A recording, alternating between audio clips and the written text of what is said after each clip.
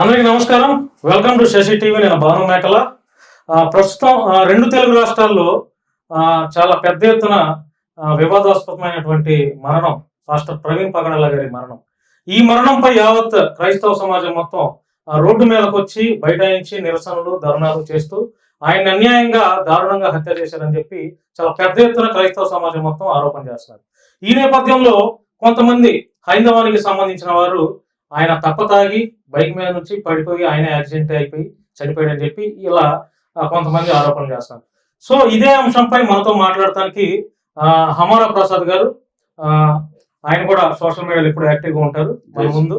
అంతేకాకుండా ప్రముఖ pastors honey Johnson గారు, పీటర్ పుట్ట గారు ఎఫ్ఎఫ్సి ప్రెసిడెంట్, వీళ్లతో ప్రస్తుతం జరుగుతున్నటువంటి పాస్టర్ ప్రవీణ్ పగడాల గారి మరణ విషయంపై అసలు వాస్తవాలు ఏంటి, అనుమానాలు ఏంటి, మనకున్నటువంటి కొన్ని అనుమానాలు చాలా వరకు దాని మీద మాట్లాడే ప్రయత్నం చేద్దాం.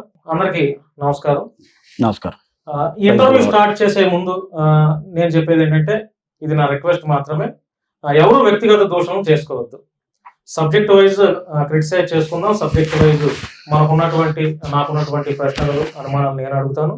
మీరు చెప్పాల్సిన మీరు చెప్పొచ్చు, మీరు చెప్పాల్సిన మీరు చెప్పొచ్చు. వ్యక్తిగత దోషణలు అయితే చేసుకోవద్దు. ఎందుకంటే మీరు గట్టిగా వాయిస్ ఇస్తారు, ఆయన గట్టిగా వాయిస్ ఇస్తారు కాబట్టి ఈ ఇంటర్వ్యూ చూస్తే ఎవరికైనా సరే ఇక్కడ ఏదో గొడవలు జరుగుతున్నాయి ఫీలింగ్ వచ్చేస్తుంది. కాబట్టి దయచేసి అదొకటి మీరు మనసులో పెట్టుకొని మాట్లాడాలని నేను మీ ముగ్గురిని మనస్ఫూర్తిగా రిక్వెస్ట్ చేస్తున్నాను.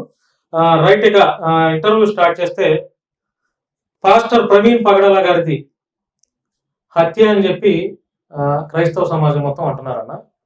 ఒక హిందుత్వానికి సంబంధించిన వ్యక్తిగా మీ అభిప్రాయం ఏంటి? అంటే ఇక్కడ మ్యాటర్ ఏంటంటే, ఒక్కొక్కరికి ఒక అభిప్రాయం ఉంటుంది. ఒక సంఘటన చూసినప్పుడు ఒక్కొక్కరికి ఒక విధంగా స్పందిస్తారు. అందులో క్రైస్తవ సమాజం ఒక విధంగా స్పందించింది.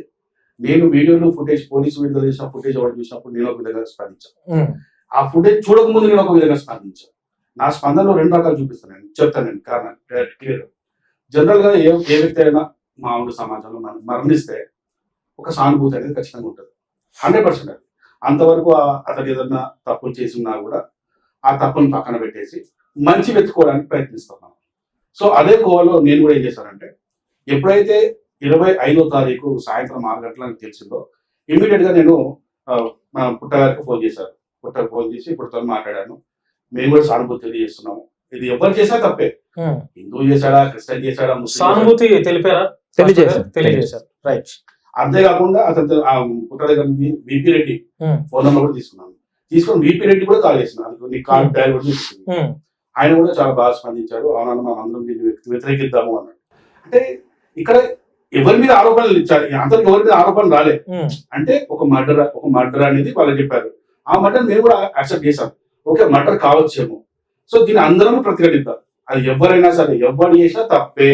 మనిషి హత్య చేస్తే ఖచ్చితంగా వారికి శిక్ష పడాల్సిందే అన్న ఉద్దేశంతో చెప్పాము. మేము ఇంకో మాట కూడా చెప్పాము, ఏంటంటే నెక్స్ట్ డే మార్నింగ్ 26th రోజు మార్నింగ్ అవసరమైతే మేము అందరం వస్తాము, మేము వచ్చి మీకు సంఘీభావం తెలియజేస్తామని కూడా చెప్పాము. సో తర్వాత వాళ్ళ పనులలో వాళ్ళు బిజీ ఉండి ప్రాపర్ గా మాకు ఏం చెప్పకపోయేసరికి మేము కూడా ఏమనుకున్నామంటే ఈ టైంలో అక్కడ పోతే కూడా కరెక్ట్ కాదు. ఎందుకంటే ఒక్కొక్కరు ఎమోషనల్స్ గా వేరే ఉంటారు కదా. సో మేము కూడా దాన్ని ఒక మానవత్వ రూపంలో తీసుకున్నాం దాన్ని. ఇక 26వ తారీఖు డ్రామా స్టార్ట్ అయింది. మార్నింగ్ నుంచి ఒక్కొక్కరు వస్తున్నాడు, ఇష్టం వచ్చినట్టు మాట్లాడుతున్నారు. అసలు ఎట్లా మాట్లాడుతున్నారు అంటే ఒక మనిషి చావు మీకు డ్రామాలా కనపడుతుంది. ఎగ్జాక్ట్లీ ఎట్లా కనపడుతుంది చెప్తున్నాను మీకు, అదే చెప్తున్నాను మీకు. మనము ఇంతకుముందు కొన్ని సినిమా చూసేవాళ్ళం, పాత సినిమాలు. ఏంటంటే ఒక శవాన్ని కనబడితే దాని మీద రాజకీయం ఎలా చేస్తారు అనేదాన్ని అది చూసి ఇలా జరుగుతాయి అనుకున్నాను. కానీ గత 26వ తారీఖు 27వ తారీఖు 2 రోజులు చూస్తే స్పష్టంగా అర్థమైపోయిందంటే శవ రాజకీయాలు ఇలా చేస్తారు అనేది స్పష్టంగా అర్థమైపోయింది. 26వ తారీఖు నుంచి స్టార్ట్ అయింది రాజకీయం. ప్రతి ఒక్కరు ఒక ఆరోపణ చేసేస్తున్నారు.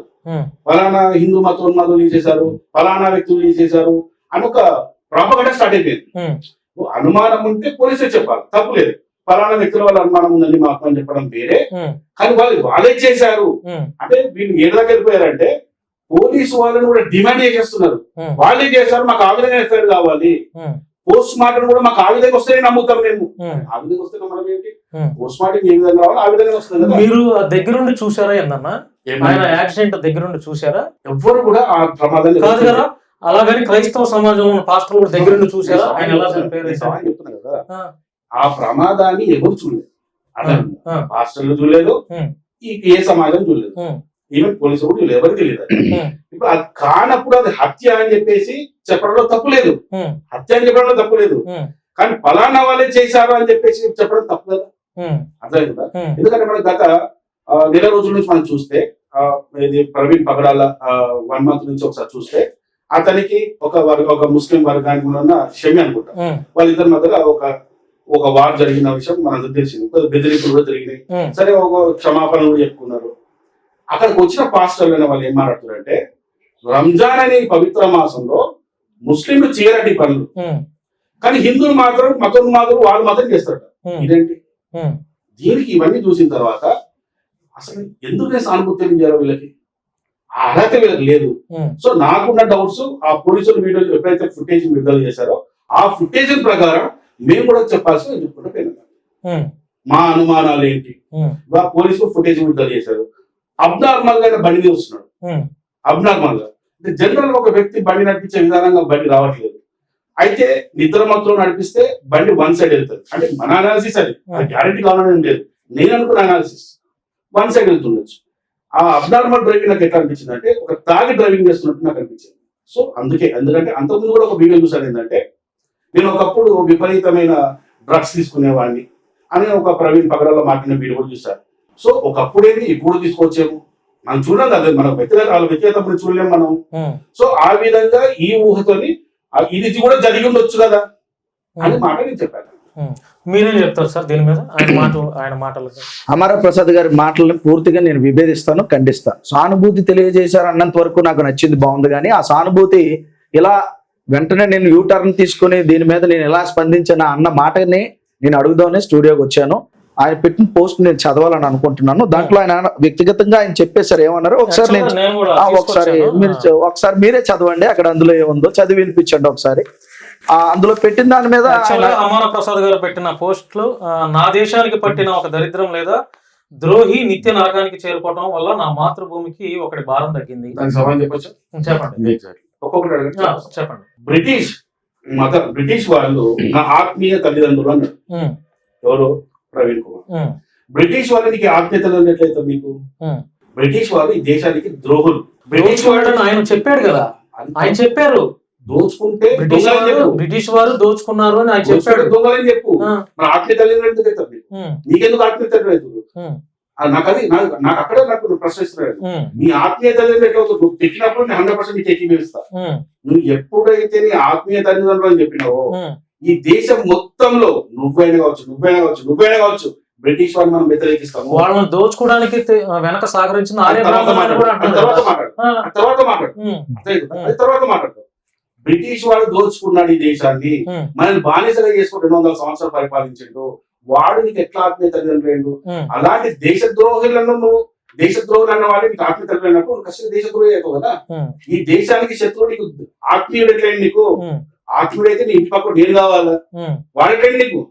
సో ఒక మాట మీరు క్రిస్టియానిటీ మీద పడి ఏడుస్తున్నప్పుడు ఒక మాట వినండి. మీరు క్రిస్టియానిటీ మీద పడి ఏడుస్తున్నప్పుడు మేము మిమ్మల్ని విభేదిస్తున్నాం, వెంటనే ఎట్ ద సేమ్ అన్నా అని పిలుస్తున్నాం. అంటే మీలో ఉన్న మంచి క్వాలిటీని చూడటం అది కూడా దేశద్రోహమేనా? సో నేను కంటిన్యూ చెప్పండి. సో ఎక్కడైతే అలాంటి మాటలు మాట్లాడో వాడు ఖచ్చితంగా ఈ దేశానికి ద్రోహి అవుతాడు. వాడు ఈ దేశానికి దేశభక్తుడు కాదు. అందుకే ఆ దేశద్రోహి చచ్చాడు కాబట్టి నేను ఈ దేశంలో ఒక బరువు తగ్గింది అని చెప్పాను. తర్వాత నెక్స్ట్ పిచ్చి కుక్క మాట్లాడదాం. దాని గురించి కూడా మాట్లాడదాం. వల్ల నాకు టైం ఇస్తే నేను మాట్లాడతాను కొంతసేపు. ఎందుకంటే మాట్లాడుతూ ఉంటే కొన్ని వెళ్ళిపోతే దొరలైతాయి కాబట్టి నేను 2 విషయాలు చెప్పినంత వరకు నాకు కొంచెం టైం ఇవ్వండి. మీరు మాట్లాడినా ఆయన అబ్జెక్షన్ పెట్టొచ్చు, ఆయన కనిపించింది నేను చెప్తాను, ఖచ్చితంగా చెప్తాను. నన్ను అబ్జెక్షన్ పెట్టొచ్చు. ఇప్పుడు ఆయన అన్నారు ఫస్ట్ నేను అక్కడి నుంచి వస్తాను, తర్వాత ఈ దేశద్రోహ డిబేట్ కాదు కదండి, ఇది మొదటిది నేను కంప్లీట్ చేస్తాను. యూటర్న్ తీసుకుని నేను ఏమన్నారంటే, మీరే చదివారు, తప్పతాగి అది అలా అనిపించింది నాకు అని. పర్ఫెక్ట్ గా పోలీసు వారే రిపోర్ట్ ఇవ్వలేనప్పుడు ఎలా అనుకుంటారు?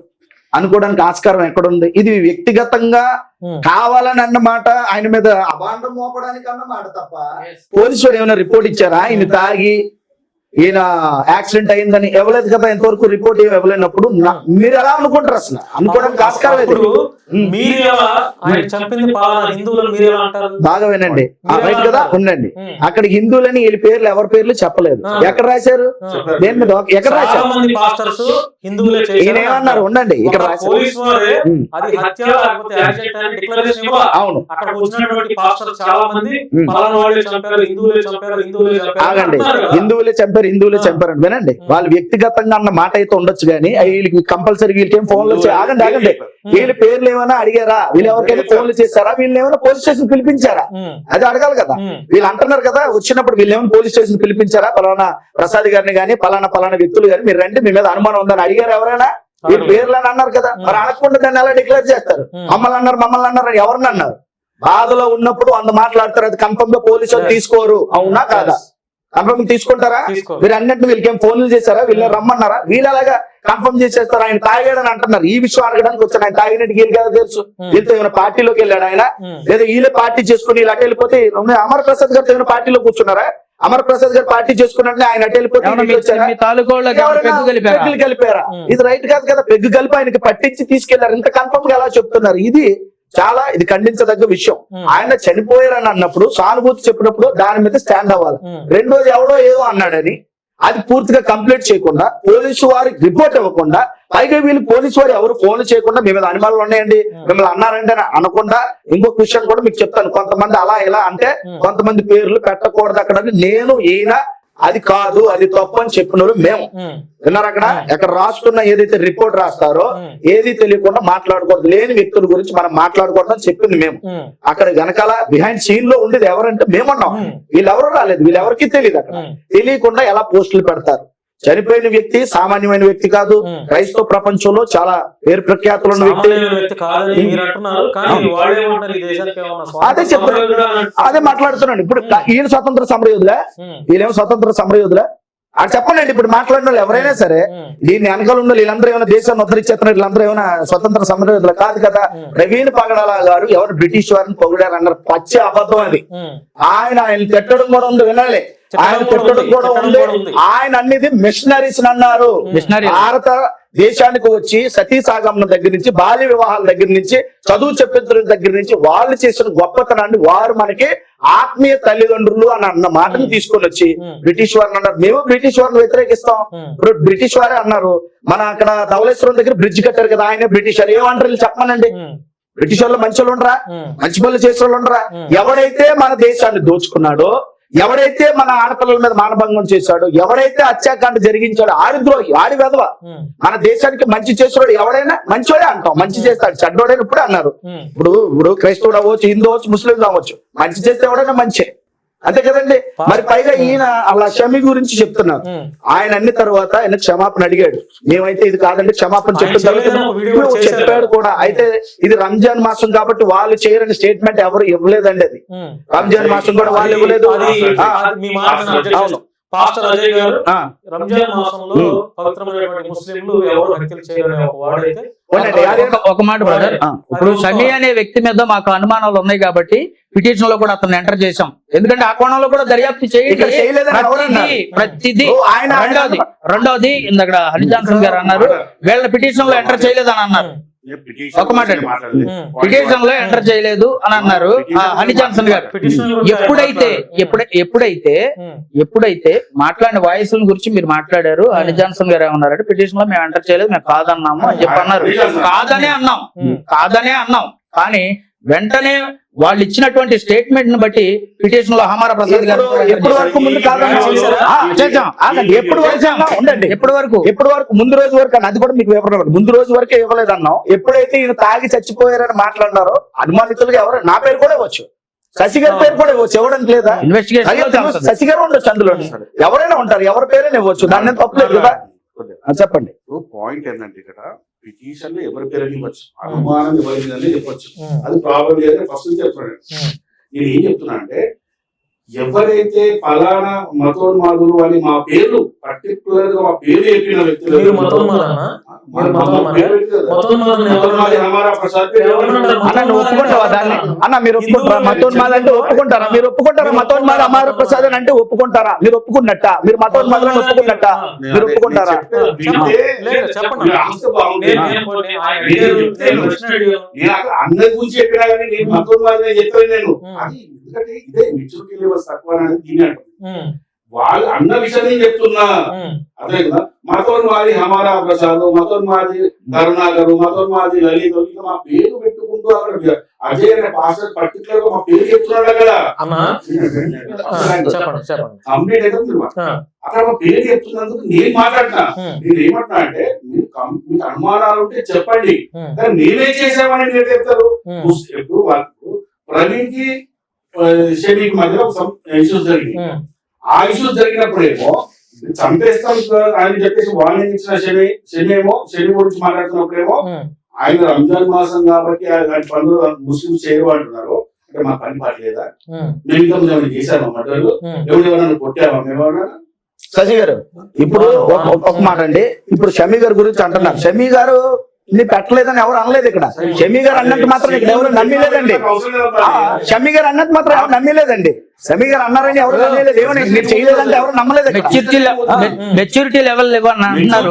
మీరు గంట ముందు మీరు మేము సంఘీభావం తెలియజేస్తున్నామని సరే ఒక రోజు అనుకో, ఒక రోజులో మీరు ఎలా యూటర్న్ తీసుకున్నారు? మీకు మెచ్యూరిటీ లెవెల్స్ ఉన్నాయా? మీకు మెచ్యూరిటీ లెవెల్స్ ఉన్నాయా? ఎలా ఉన్నాయి? చచ్చిపోయిన వ్యక్తుల మీద పాటలు పాడుతుండండి. చచ్చిపోయిన వ్యక్తుల మీద పాటలు పాడి, చచ్చిపోయిన వ్యక్తులు దేశద్రోహిని వీళ్ళే డైరెక్ట్ గా స్టేట్మెంట్లు ఇచ్చేసి ఇవో దేశద్రోహం కూడా పోయాడని చెప్పి వీళ్ళు మాట్లాడుతుంటే పాటలు మీరు కాదు ఉన్న చూపిస్తాను. ఎవరు పాటలు పాడారు? పాటలు పాడడం ఎవరో ఒక అమ్మాయి అంటాం. ఈ టైంలో బర్నింగ్ టైంలో ఈ మాట ఏంటంటే ఒక చావుకుని పట్టుకొని సచ్చాడు అని చెప్పి మాట్లాడినప్పుడు ఇంకా పెద్ద మాట అనొచ్చు, ఇంకా పెద్ద మాట అనొచ్చు, మీరు ఇంకా పెద్ద మాట అనొచ్చు. వ్యక్తిని కోల్పోతే మీకే బర్నింగ్ ఉంటుంది, మాకు బాగుంటుంది, బర్నింగ్ మాకు ఉంటుంది. మీకే చావుకుని పట్టుకున్నటువంటి మాట మాట్లాడితే మీకు పెద్ద బాధ వచ్చేసింది. మీరు కామెడీ చేస్తారు, మీరు కామెడీ చేసుకున్నారు కదా. అదే కామెడీ చేస్తారా? సంబరాలు చేసుకున్నారు కదా. సంబరాలు చేసుకున్నారు కదా. సేవకుడి విషయాన్ని కామెడీ చేస్తారు, మీరు సంబరాలు చేసుకున్నారు కదా. మీరు ఎంత భయపడుతున్నారు ఇప్పుడు అర్థమైంది. ఒక సేవకుడు చనిపోతే అతని మీద సంబరం చేసుకొని పాటలు పాడుతున్నారు అంటే ఎంత భయపడుతున్నారు అర్థమవుతుంది. భయం అంటారు మాట అలా కాదు. ఇప్పుడు దేశద్రోహి అని అనడానికి వీళ్ళకి ఏం హక్కు ఉందండి? సూటిగా అడుగుతున్నాను నేను. దేశద్రోహి అని అనడానికి వీళ్ళకి ఏం హక్కు ఉంది?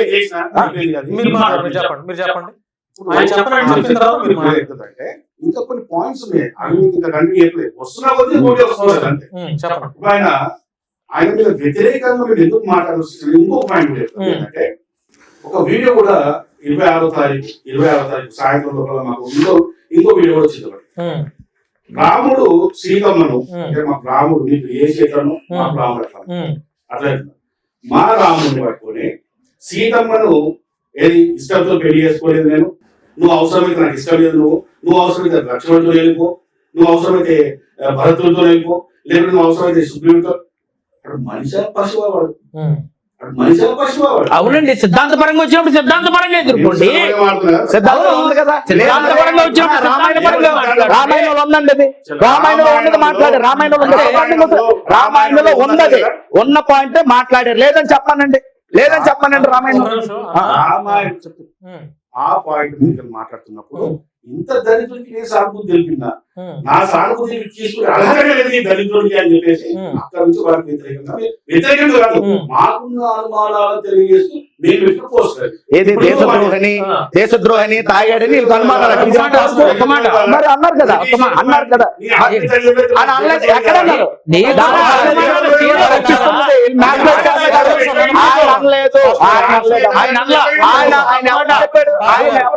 నీకున్న అనుమానాలు అంటే నువ్వు ఇల్లు వచ్చావా? కనీసం తెలంగాణ బార్డర్ బోర్డర్ దాటి ఆంధ్రాలోకి వచ్చావా? మరి నీకు ఎలా తెలుసు? మరి తాగారని మీకు ఎలా నువ్వు తెలుసు? సీన్లోకి రాకుండా ఎలా అనుమానాలు వచ్చినాయి? గుప్తా గారు, మీకు ఎలా తెలుసు? నేను వివరణ తెలియజేస్తా నీకు, నేను వివరణ తెలియజేస్తా నీకు. ఆయనకి ఎలా తెలుసు? శవం దగ్గర రాలేని వ్యక్తికి ఏం జరిగిందో నేను వివరణ తెలియజేస్తా. తాగారని ఎలా పోస్తున్నారు? మొక్కలు ఎక్కడ పెట్టుకుంటారు? ఎలా పెట్టుకుంటారు? పోస్ట్ పెట్టడానికి ఎలా పెడతావు అనుమానం నువ్వు? ఉంటే పోలీసులకు ఇవ్వడం కాదు. ఇప్పుడు ఆయన కంప్లైంట్ లో తర్వాత నేను ఇవన్నీ పెట్టిన తర్వాత నా పేరు యాడ్ చేసి నో ప్రాబ్లం. 100 మంది పేర్లు యాడ్ చేసుకోండి, పోలీసులు ఎంక్వైరీ చేస్తారు. ఆ టైంకి నేను ఎక్కడున్నా చూస్తారు, అసలు ఆ మర్డర్ కి నాకు సంబంధం అని చూస్తారు.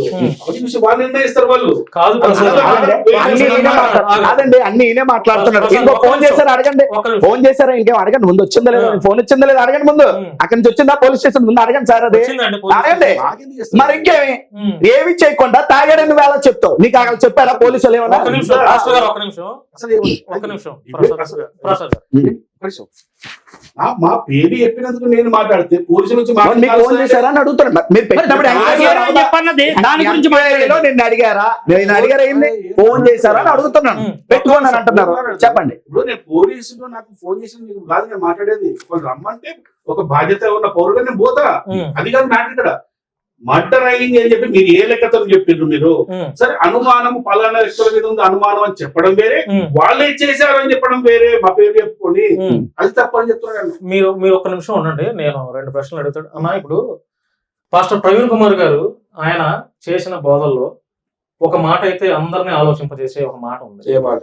మనిషిని, ఇప్పుడు మీ ఇక్కడ కూర్చున్న వాళ్ళు మా వాళ్ళు అందరూ మనుషులే కదా, మనిషిని హిందువుగా చూడొద్దు, క్రిస్టియన్ గా చూడొద్దు, ముస్లిం గా చూడొద్దు, మనిషిని మనిషిలా చూడండి అనడం తప్ప అది ఎవరన్నా తెలుసా? ఎవరనాలి? ఏ మతాన్ని నమ్మను ఆయనకి ఆయన క్రిస్టియన్ మతాన్ని కాదు, నా ప్రశ్న ఇంకా పూర్తవలా. ఆయన ఒక క్రిస్టియన్ పాస్టరు, ఆయన మా క్రిస్టియన్ యేసుప్రభుని పూజించండి అంటున్నాడా? హిందువునైనా మనిషిగా చూడండి, క్రిస్టియన్ అయినా మనిషిగా చూడండి, ముస్లిం అయినా మనిషిగా చూడండి అంటున్నాడు. ఆయనకి మత పిచ్చి ఎక్కడ ఉంది? మత పిచ్చి ఎక్కడ ఉంది? చెప్పండి, మాట్లాడండి. మనిషిని మనిషి చూడండి, మతానికి అంటగట్టడాన్ని ఎవరన్నారంటే అసలు దేవుళ్ళను మతాన్ని నమ్మని వాడు నాస్తికుడు అంటే ఒక అర్థం ఉంది. ప్రొత్తులు ఇవ్వగానే హిందూ మతాన్ని, హిందూ గ్రంథాలను, హిందూ శ్లోకాలను, మా దేవి దేవతలను విమర్శించుకుంటూ వాళ్ళ మీద లేనిపోని అపోహలను సృష్టిస్తూ వక్రీకరిస్తూ మనిషిని మాత్రం మతానికి అంటగట్టద్దు అని ఈయన ఈ పిచ్చోడు ఎప్పుడు ఇది నాకు అర్థం కాదు. మాటలు జాగ్రత్త.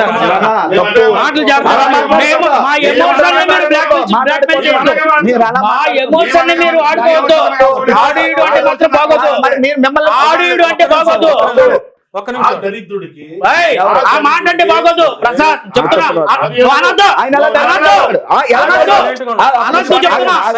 అంటే ఊరుకొని చెప్తున్నా. ఏం మాట్లాడుతున్నావు? తప్పు. ఏం మాట్లాడుతున్నావు? నీ మాట వెనక్కి తీసుకోవాలా? నీ మాట వెనక్కి తీసుకోవాలి. నీ మాట వెనక్కి తీసుకో. ఏం మాట్లాడుతున్నావు? అతను హిందూ అయినా, ముస్లిం అయినా, క్రైస్తవుడైనా అతన్ని మనం ఆరోపణలు చేయొచ్చు, తిట్టడం కరెక్టా? సంస్కారం ఆరోపణ చేసి వాళ్ళ సంస్కారం నేర్పిస్తుంది. వాళ్ళ సంస్కారం నేర్పిస్తుంది. మా రాముడిని, మా సీతమ్మని అట్లేసిపో ఇట్లేసిపో అని చెప్పి అన్నోడు సంస్కారవంతుడు. అంటే కాదు కాదు, యేసుప్రభుని మరియమ్మని తిట్టిన సంస్కారవంతులా? మరి వాళ్ళు ఎందుకు మీరు అంటలేదు? ఏమనాలి? మీరేం చేస్తున్నారు పెద్దలుగా? మీరేమంటున్నారు? మీరేం చేస్తున్నారు పెద్దలుగా? చెప్పండి. ఈ విషయంలో నా పేరు వచ్చింది కాబట్టి నేను మాట్లాడుతున్నా. నా పేరు రాకపోతే అసలు కాదు, నీ పేరు వచ్చిందని పెట్టావా? ఈ పోస్ట్ ఎప్పుడు ఈ పేరు ఉందని పెట్టాను. మీరు చెప్పారు, మీరు వ్యవస్థకు సంబంధం లేని వ్యక్తిత్వం. ఆ పేర్లు తెచ్చారు కాబట్టి ఎప్పుడు పెట్టారు? దానికి మీ పేరు పెట్టారే అనుకోండి, లేదా కంప్లైంట్ లో ఇచ్చారు, లేదా మిమ్మల్ని అన్నారే అనుకోండి, 10 రోజులు ఆగిపోయారా? ఒక నిమిషం, 10 రోజులు ఆగిపోయారు. యావత్ క్రిస్టియానిటీ రోడ్డు మీద బయట వేల మంది వాళ్ళు ధర్నాలు చేసి వాళ్ళు ఆవేదనలో ఉంటే మీరు ఇలాంటి రెచ్చగొట్టే నేను ఎప్పుడు స్పందించాలో కూడా నువ్వు చెప్తే నేను స్పందించాలి. అది మానవత్వం లేని పనులు అవి. అదే మానవత్వం లేని పనులు అంటారు అవి. నీ బాగుంది నా పేరు పెట్టావా? నీ బాగుంది తెల్లవారు లేగిస్తే క్రిస్టియానిటీ మీద దోషం భారతదేశంలో హిందువులు ఎంతమంది ఉన్నారు? ఈ భారతదేశంలో భారతదేశంలో ఏముంది? ఈ భారతదేశంలో హిందువులు ఎంతమంది ఉన్నారు అసలు సార్? నీకు అర్థం నాకు నా ప్రశ్న. నా పక్కన ఆ. నన్ను అడిగింది first. ఆ. అసలు గొడవ ఎక్కడ స్టార్ట్ అయింది? ఉమ్. ఎవరైతే తిట్టుకున్నారో వాళ్ళు చెయ్యరట. ఉమ్. అసలు మాకు ఏ సంబంధం లేదు. ఉమ్. ఆయనతో ఆల్రెడీ గతంలో మా వాళ్ళు ఆల్రెడీ డిబేట్ చేసిన ఆయనతోని. ఉమ్. అంత ఆల్రెడీ నేను కూడా ప్రవీణ్ పౌడర్ చాలాసార్లు మాట్లాడాను ఫోన్ లో. ఉమ్. అటువంటి మాకల్లా ఇంతకుముందు కూడా మేము చాలాసార్లు మాట్లాడుకున్నాం. ఉమ్. ఒకరిని దాడి చేస్తున్నాం. ఉమ్. అది తప్పు, అలా చేయకూడదు కదా, తప్పది, అది తప్పు కదా. సాహిత్య పోరాటం చేయాలి. దాడి చేయడం అంటే చేతకంటాను అది. సాహిత్య పోరాటం చేయాలి. దాడి చేస్తే చేతకంటాను అది. కాదు ఆ. చేయలే కదా, ఉమ్. చేయలే కదా. నువ్వు చెయ్యొద్దు కదా అని ఎప్పుడు అనాలా? ఉమ్. చేస్తే అనాలా? ఉమ్. చేయలే కదా, ఉమ్. ఎప్పుడు మరి ఇప్పుడు ఈ చేసుకోలేదు. ప్రవీణ్ పగడాల గారిని చంపింది ఎవరు అంటారు? నాకేం తెలుసు. ఆయనకి ఎవరు శత్రువులు ఉన్నారు? నాకు షమీ గారి మీద అనుమానం ఉంటే ఆయన వివరణ ఇచ్చాడు. ఒక ప్రశ్న. ఆ. ఇక్కడ నా రెండు అనుమానాలు నేను ఉమ్. నంబర్ 1 పాయింట్ మధ్యలో మాట్లాడాను. ఉమ్. అసలు ప్రవీణ్ పగడాల హత్య చేసింది మీ క్రైస్తవులే. నీ దగ్గర ఆధారాలు ఉన్నాయా? చెప్తాను. ఆధారాలు కావాలి. ఆధారాలు ఆయన చూపించాడు. మీరు పోస్ట్ పెట్టి- ఒక్క ఆధారం మీరు పోస్ట్ పెట్టినప్పుడు ఇందులో చూపించారు. ఆధారం చెప్పండి. మీ క్రైస్తవులే అన్నారు కదా, మిమ్మల్ని అన్నారు కదా. మరి క్రైస్తవులు అంటే మేమే కదా, మేమే కదా. మరి మీరే. మీరే. ఏది ఆధారం మీరు చూపించారు? అన్నప్పుడు చెప్పని ఆయన confirm చేయండి. confirm మీతో ఒక చేస్తారు తీరి కదా. చెప్పిర్రు, ఆ. మేము చంపినామని. అంటే మాకు సంబంధం లేదు. ఒక తీరి చెప్పిర్రు. నేను ఆకు 2 తీరీలు ఉన్నాయి. వినండి ఇప్పుడు. ఉమ్. 2 చెప్పండి. తీరీలు చెప్తాను నేను. ఉమ్. నంబర్ 1 పాయింట్, ప్రవీణ్ పగడాల అనే వ్యక్తి ఆల్రెడీ క్రిస్టియన్ సమాజంలో కొద్దిగా ఫైనాన్షియల్ కావచ్చు అన్ని విధాలుగా ఒక గట్టి పర్సనే. అందరికీ తెలిసిన విషయం ఏది. ఆయనకు ఆల్రెడీ ఖరీదైన కార్లు ఉన్నాయని కూడా తెలుసు అందరికి. ఉమ్. అది మాకు కూడా ఈ మధ్య తెలిసింది. మాకు ఈ 2-3 రోజులు తెలిసి మాకు. ఇప్పుడు నేనేమంటున్నా అంటే అంత అర్ధరాత్రి ఉమ్. ఒక ఆ బైక్ మీద ఆయన పంపించింది ఎవరు ఉమ్. అంటే ఆయన దగ్గర ఎవరో ఆయనకు సంబంధించిన వ్యక్తులు ఉన్న తెలిసి ఉన్నది. ఆయనకు ఆయన పోతున్న విషయం తెలుసు కదా. అంటే వాళ్ళ పిఏ చెప్పారు కదా, ఆయన లాంగ్ డ్రైవ్ ఇష్టం, బైక్ మీద వెళ్తారు. లోపల continuous గా programs ఉన్నాయి. అదే పిఏ ఏమన్నా తెలుసా? ఆయన ఎందుకు పోయిందో కూడా మాకు తెలియదు. ఎవరు కార్లో వింపుడు వచ్చినా అది వినిపించమంటే ప్రేమిస్తుంది. ఉమ్. ఆయన ఎందుకు పోయింది, ఎక్కడ పోయిందో కూడా మాకు ఇన్ఫర్మేషన్ ఇవ్వలే. ఉమ్. ఆయన పోయిందో కూడా రహస్యంగా వస్తాడు. ఈ విషయాలు బయటకు చెప్పడం వాళ్ళకి తెలియంది ఎవరో హిందువులకు ఎట్లా తెలిసింది? ఫలానా వాడు నా ఫలానా తీరి date వస్తాడని post ఎలా పెట్టారు? ఆ. నా తీరి విను. ఉమ్. అసలు తీరి విన్నప్పుడు ఏదో మాట్లాడుతుంది. చెప్పండి. ఇప్పుడు నేను ఏమంటున్నా అంటే ఆయన బయట తీసుకుని బయలుదేరినప్పుడు ఆయనకు సంబంధించిన మనుషులు ఆయనను పంపించారు కదా. ఉమ్. ఆ మనుషులకు తప్ప ఇంకెవ్వరికి తెలియదు, సమాజంలో ఎవరికి తెలియదు. ఉమ్. ఇప్పుడు నేనేమంటా అంటే దశమ భాగాలు తీసుకుని బాగా దశమ భాగాలు వస్తాయి చర్చిల్లో. ఆ లెక్కల్లో ఏమన్నా తేడాలు వచ్చేసి వీళ్ళేమన్నా చేసేమన్నా కుట్ర చేసి చంపినేమో అని ఆయనకు సంబంధించిన మనుషులు. నేను మాట్లాడాలా భాను గారు? ఆయన చెప్పండి. ఆయన చెప్పండి. ఆయన మాట్లాడండి. నేను మాత్రం చాలా క్లారిటీ ఇస్తాను దీనికి. గట్టిగా ఆ. ఆయన మాట్లాడు మీరేమో తిరిగి చెప్తున్నారు. ఇప్పుడు ఇప్పుడు ఏమైపోయిందంటే 2 రోజుల్లో ఫాస్ట్ ఎట్లా బిహేవ్ చేసినట్టే అసలు ఇన్వెస్టిగేషన్ ఆఫీసర్ పోలీసు వల్ల ఈయన మాకు అర్థం కాదు. FBI CBI ఏది వరకు రాదు. అందుకే నేను కొత్త ఒక పేరు పెట్టిన ఈ 2 రోజులకి, ఫాస్టెస్ట్ బ్యూరో ఇన్వెస్టిగేషన్ అని చెప్పేసి. ప్రతి ఒక్కరు ఇన్వెస్టిగేషన్ గురించి మాట్లాడుతున్నాడు. పోలీసులు ఎందుకున్నారు? అంత పెద్ద పోలీసులు, అంత పెద్ద ఆఫీసర్లు ఎందుకున్నారు? వాళ్ళు తెలియదా ఇన్వెస్టిగేషన్ చేయాలి? వాళ్ళకు కూడా ఎట్లా ఇప్పుడు చెప్తారు సార్ నాకు తిరిగి వస్తారు. అయితే ఆయన పంపించారు. ఆ పంపించిన వాళ్ళకు ఇన్ఫర్మేషన్ ఆల్రెడీ ఉంది కదా. మరి వాళ్ళే ఏమైనా చేశారా, లేదా వాళ్ళు ఎవరికంటే చెప్పేవాళ్ళు చేయించారా? ఆ దశమ భాగాలు కావచ్చు, అమెరికా ఇంకా పోయేస్తుంటాడు. ఫారిన్ ఫండ్స్ కూడా మన నుంచి బాగా దిట్టంగా ఉన్నాయి. ఆ ఫారిన్ ఫండ్స్ పంచుకోవడంలో ఏమైనా తేడా వచ్చిందేమో. అయితే క్రిస్టియన్ ఆ కోణంలో కూడా పోలీసులు ఈ ఇన్వెస్టిగేషన్ చేయాలని చెప్పేసి ఆ డిమాండ్. రెండో థియరీ, పోలీసులు ఇన్వెస్టిగేషన్ చేసి ఒక SP గారు ఒక ప్రెస్ మీట్ పెట్టారు. ప్రెస్ మీట్ పెట్టి కొన్ని వీడియోస్ డిస్ప్లే చేశారు. అక్కడ చేసినప్పుడు అందులో నుంచి ఒక వీడియో నేను ఆల్రెడీ సోషల్ మీడియాలో పెట్టాను. ఆయన వచ్చే అబ్నార్మల్ గా వస్తున్న విధానాన్ని చూస్తే జనరల్ ఎవరైనా కూడా డ్రంక్ అండ్ డ్రైవ్ ఏమైనా చేస్తున్నాడేమో అన్న అనుమానం కలుగుతున్నది. సో ఆ విధంగా కూడా చచ్చి ఉండొచ్చేమో, ఆ విధంగా కూడా చనిపోయి ఉండొచ్చేమో, చచ్చి ఉండొచ్చు అనేది బాగా అనిపిస్తే చనిపోయి ఉండొచ్చేమో అనేది ఈ 2 థియరీలు ఉన్నాయి. పోస్ట్ మార్టం వచ్చిన తర్వాత, రేపు ఇన్వెస్టిగేషన్ అయిన తర్వాత నా థియరీలు నేను చెప్పిన, మీ థియరీలు మీరు చెప్పారు. రేపు పోలీసులు అంతకంటే ఎన్నో హత్యలు చూసి ఎన్నో చేసిన పోలీసులు అనుభవం ఉన్నారు. అక్కడ పెద్ద పెద్ద మేధావులు ఉన్నారు. అంటే నువ్వు ఒక మాట పెద్ద మేధావి అమర ప్రసాద్ అంటున్నాను కానీ ఇంత చచ్చు ఇన్వెస్టిగేషన్ ఎట్లా చేశారండి మీరు? నాకు అర్థం కాదు. నీ చచ్చు ఇన్వెస్టిగేషన్ ఎట్లా చేశారా? నేను 2 విషయాలు ఆయన అన్నారు కదా, 2 క్లారిటీ. నెంబర్ 1 చచ్చు ఇన్వెస్టిగేషన్ చేశారు. ఒకసారి ఆగండి. ఇప్పుడు దశమ భాగాల విషయంలో విభేదం వచ్చిందా, ఫారెన్ ఫండ్స్ విషయంలో వచ్చిందని, వీళ్ళకి ప్రవీణ్ పగడాల గురించి వీళ్ళకి ఏం తెలియదు. నాకు తెలిసి ఎందుకు తెలియదు అంటే ఆయన అనాథ పిల్లల్ని పెంచుకుంటున్నాడు ఇంట్లో ఒక 10 మందిని. విన్నారండి? వీళ్ళకి తెలియదు కదా యుఎస్ లో వెళ్ళొచ్చి ఏం చేస్తాడని. నెక్స్ట్ ఒక వ్యభిచార గృహాన్ని దత్తత తీసుకున్న వాళ్ళందరినీ మార్చి వ్యభిచారులు బయటికి తీసుకురావడానికి 31వ తారీఖున యుఎస్కి వెళ్ళాలి. వాళ్ళు మార్చి తీసుకురావాలని ఎందరో జీవితాలు మార్చాడు. దళితులు ఉంటారు కదండి, అనగారిన వర్గాల కోసం పోరాడే. నిన్న వాళ్ళందరూ వచ్చారు, వీళ్ళు రాలేదులేండి. వీళ్ళకి అనవసరం అవన్నీ. ఎందుకంటే ఒక వ్యక్తి మీద ఇప్పుడు బురద జల్లడం 1 కాయిన్ కి ఒక పార్శ్వ కానీ రెండో సైడ్ చూడడం. ఎందుకంటే ఇది వ్యక్తిగత దోషం చేయదన్న, ఇది వ్యక్తిగత దోషం ఆయన మీద, వ్యక్తిగత దోషం ఇది. ఈ వ్యక్తిగత దోషం నేను తీవ్రంగా ఖండిస్తున్నాను. ప్రవీణ్ పగడాల గురించి వీళ్ళకి ఎవరికి ఏమి తెలియదు ఆయన గురించి పూర్తిగా. ఎందుకో తెలుసండి, ఆయన ఏమి తాగుబోతు కాదు, అనుమానం వచ్చిందని అంటున్నారు. మేమేమంటున్నామంటే ఆయన కొట్టేశారు. మా అనుమానం అది. కొట్టినప్పుడు బ్యాలెన్స్ తప్పిపోయి తప్పించుకుంటూ వచ్చినప్పుడు మరలా ఒక వెహికల్ తో గుద్ది మళ్ళీ పడగొట్టి కొట్టేసి బండి పడేశారు ఆయన మీద. ఇది మా అనుమానం. ఉండండి అంటున్నారు కదా, వస్తాను నేను. ఎవరు చేశారు తెలియకే కదా మేము ఎంతవరకు ఇదవుతున్నాం. వాళ్ళన్నా అనుమానం వ్యక్తం చేస్తున్నాం. మొత్తానికి అదైతే మాత్రం యాక్సిడెంట్ అయితే కాదు, ప్లానెడ్ మర్డర్. పక్కాగా మీరు ఒకవేళ వచ్చుంటే ఈయన రాలేదు కాబట్టి ఈయన వచ్చున్నా అదే చెప్తారు.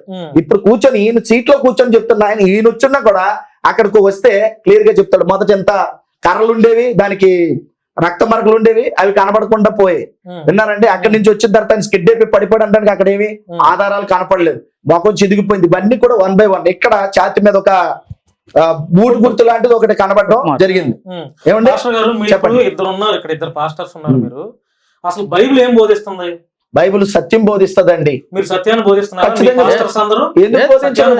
సత్యాన్ని బోధిస్తున్నప్పుడు ఇతర హిందూ గ్రంథాల గురించి, రామాయణం గురించి, వాళ్ళ గురించి మీకెందుకండి? కదండి కదండి బైబిల్ గురించి ఎందుకండి? బైబిల్ మొదట ఎవరు మాట్లాడారు? మీరు తీయమనండి. ఎవరు మాట్లాడారు?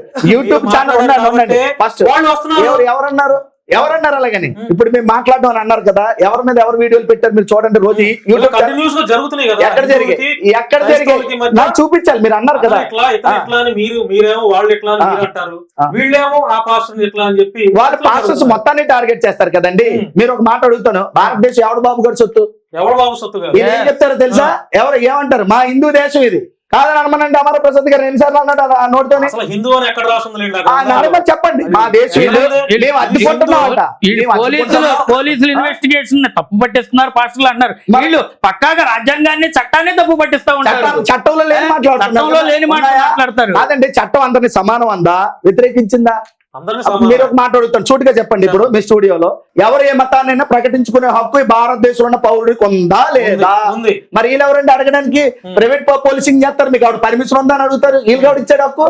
వీళ్ళెవరు అడగడానికి? ప్రవీణ్ పగడాల గురించి ఇంకొక మాట చెప్తాను. ఆయన గురించి ఎక్కడికి వెళ్ళాడు, ఏం చేశాడని డౌట్ అంటారు. ఆయన మీటింగ్ కి వెళ్తున్నాడు, కావాలంటే రమ్మానంటే ఆయన మీటింగ్స్ వాల్ పోస్టులు కూడా వాల్ పోస్టులు మీటింగ్ పెట్టిన గురించి చూపిస్తాం. మీటింగ్ షెడ్యూల్ ఉంటున్నప్పుడు లేదని ఆయన మాట్లాడారు.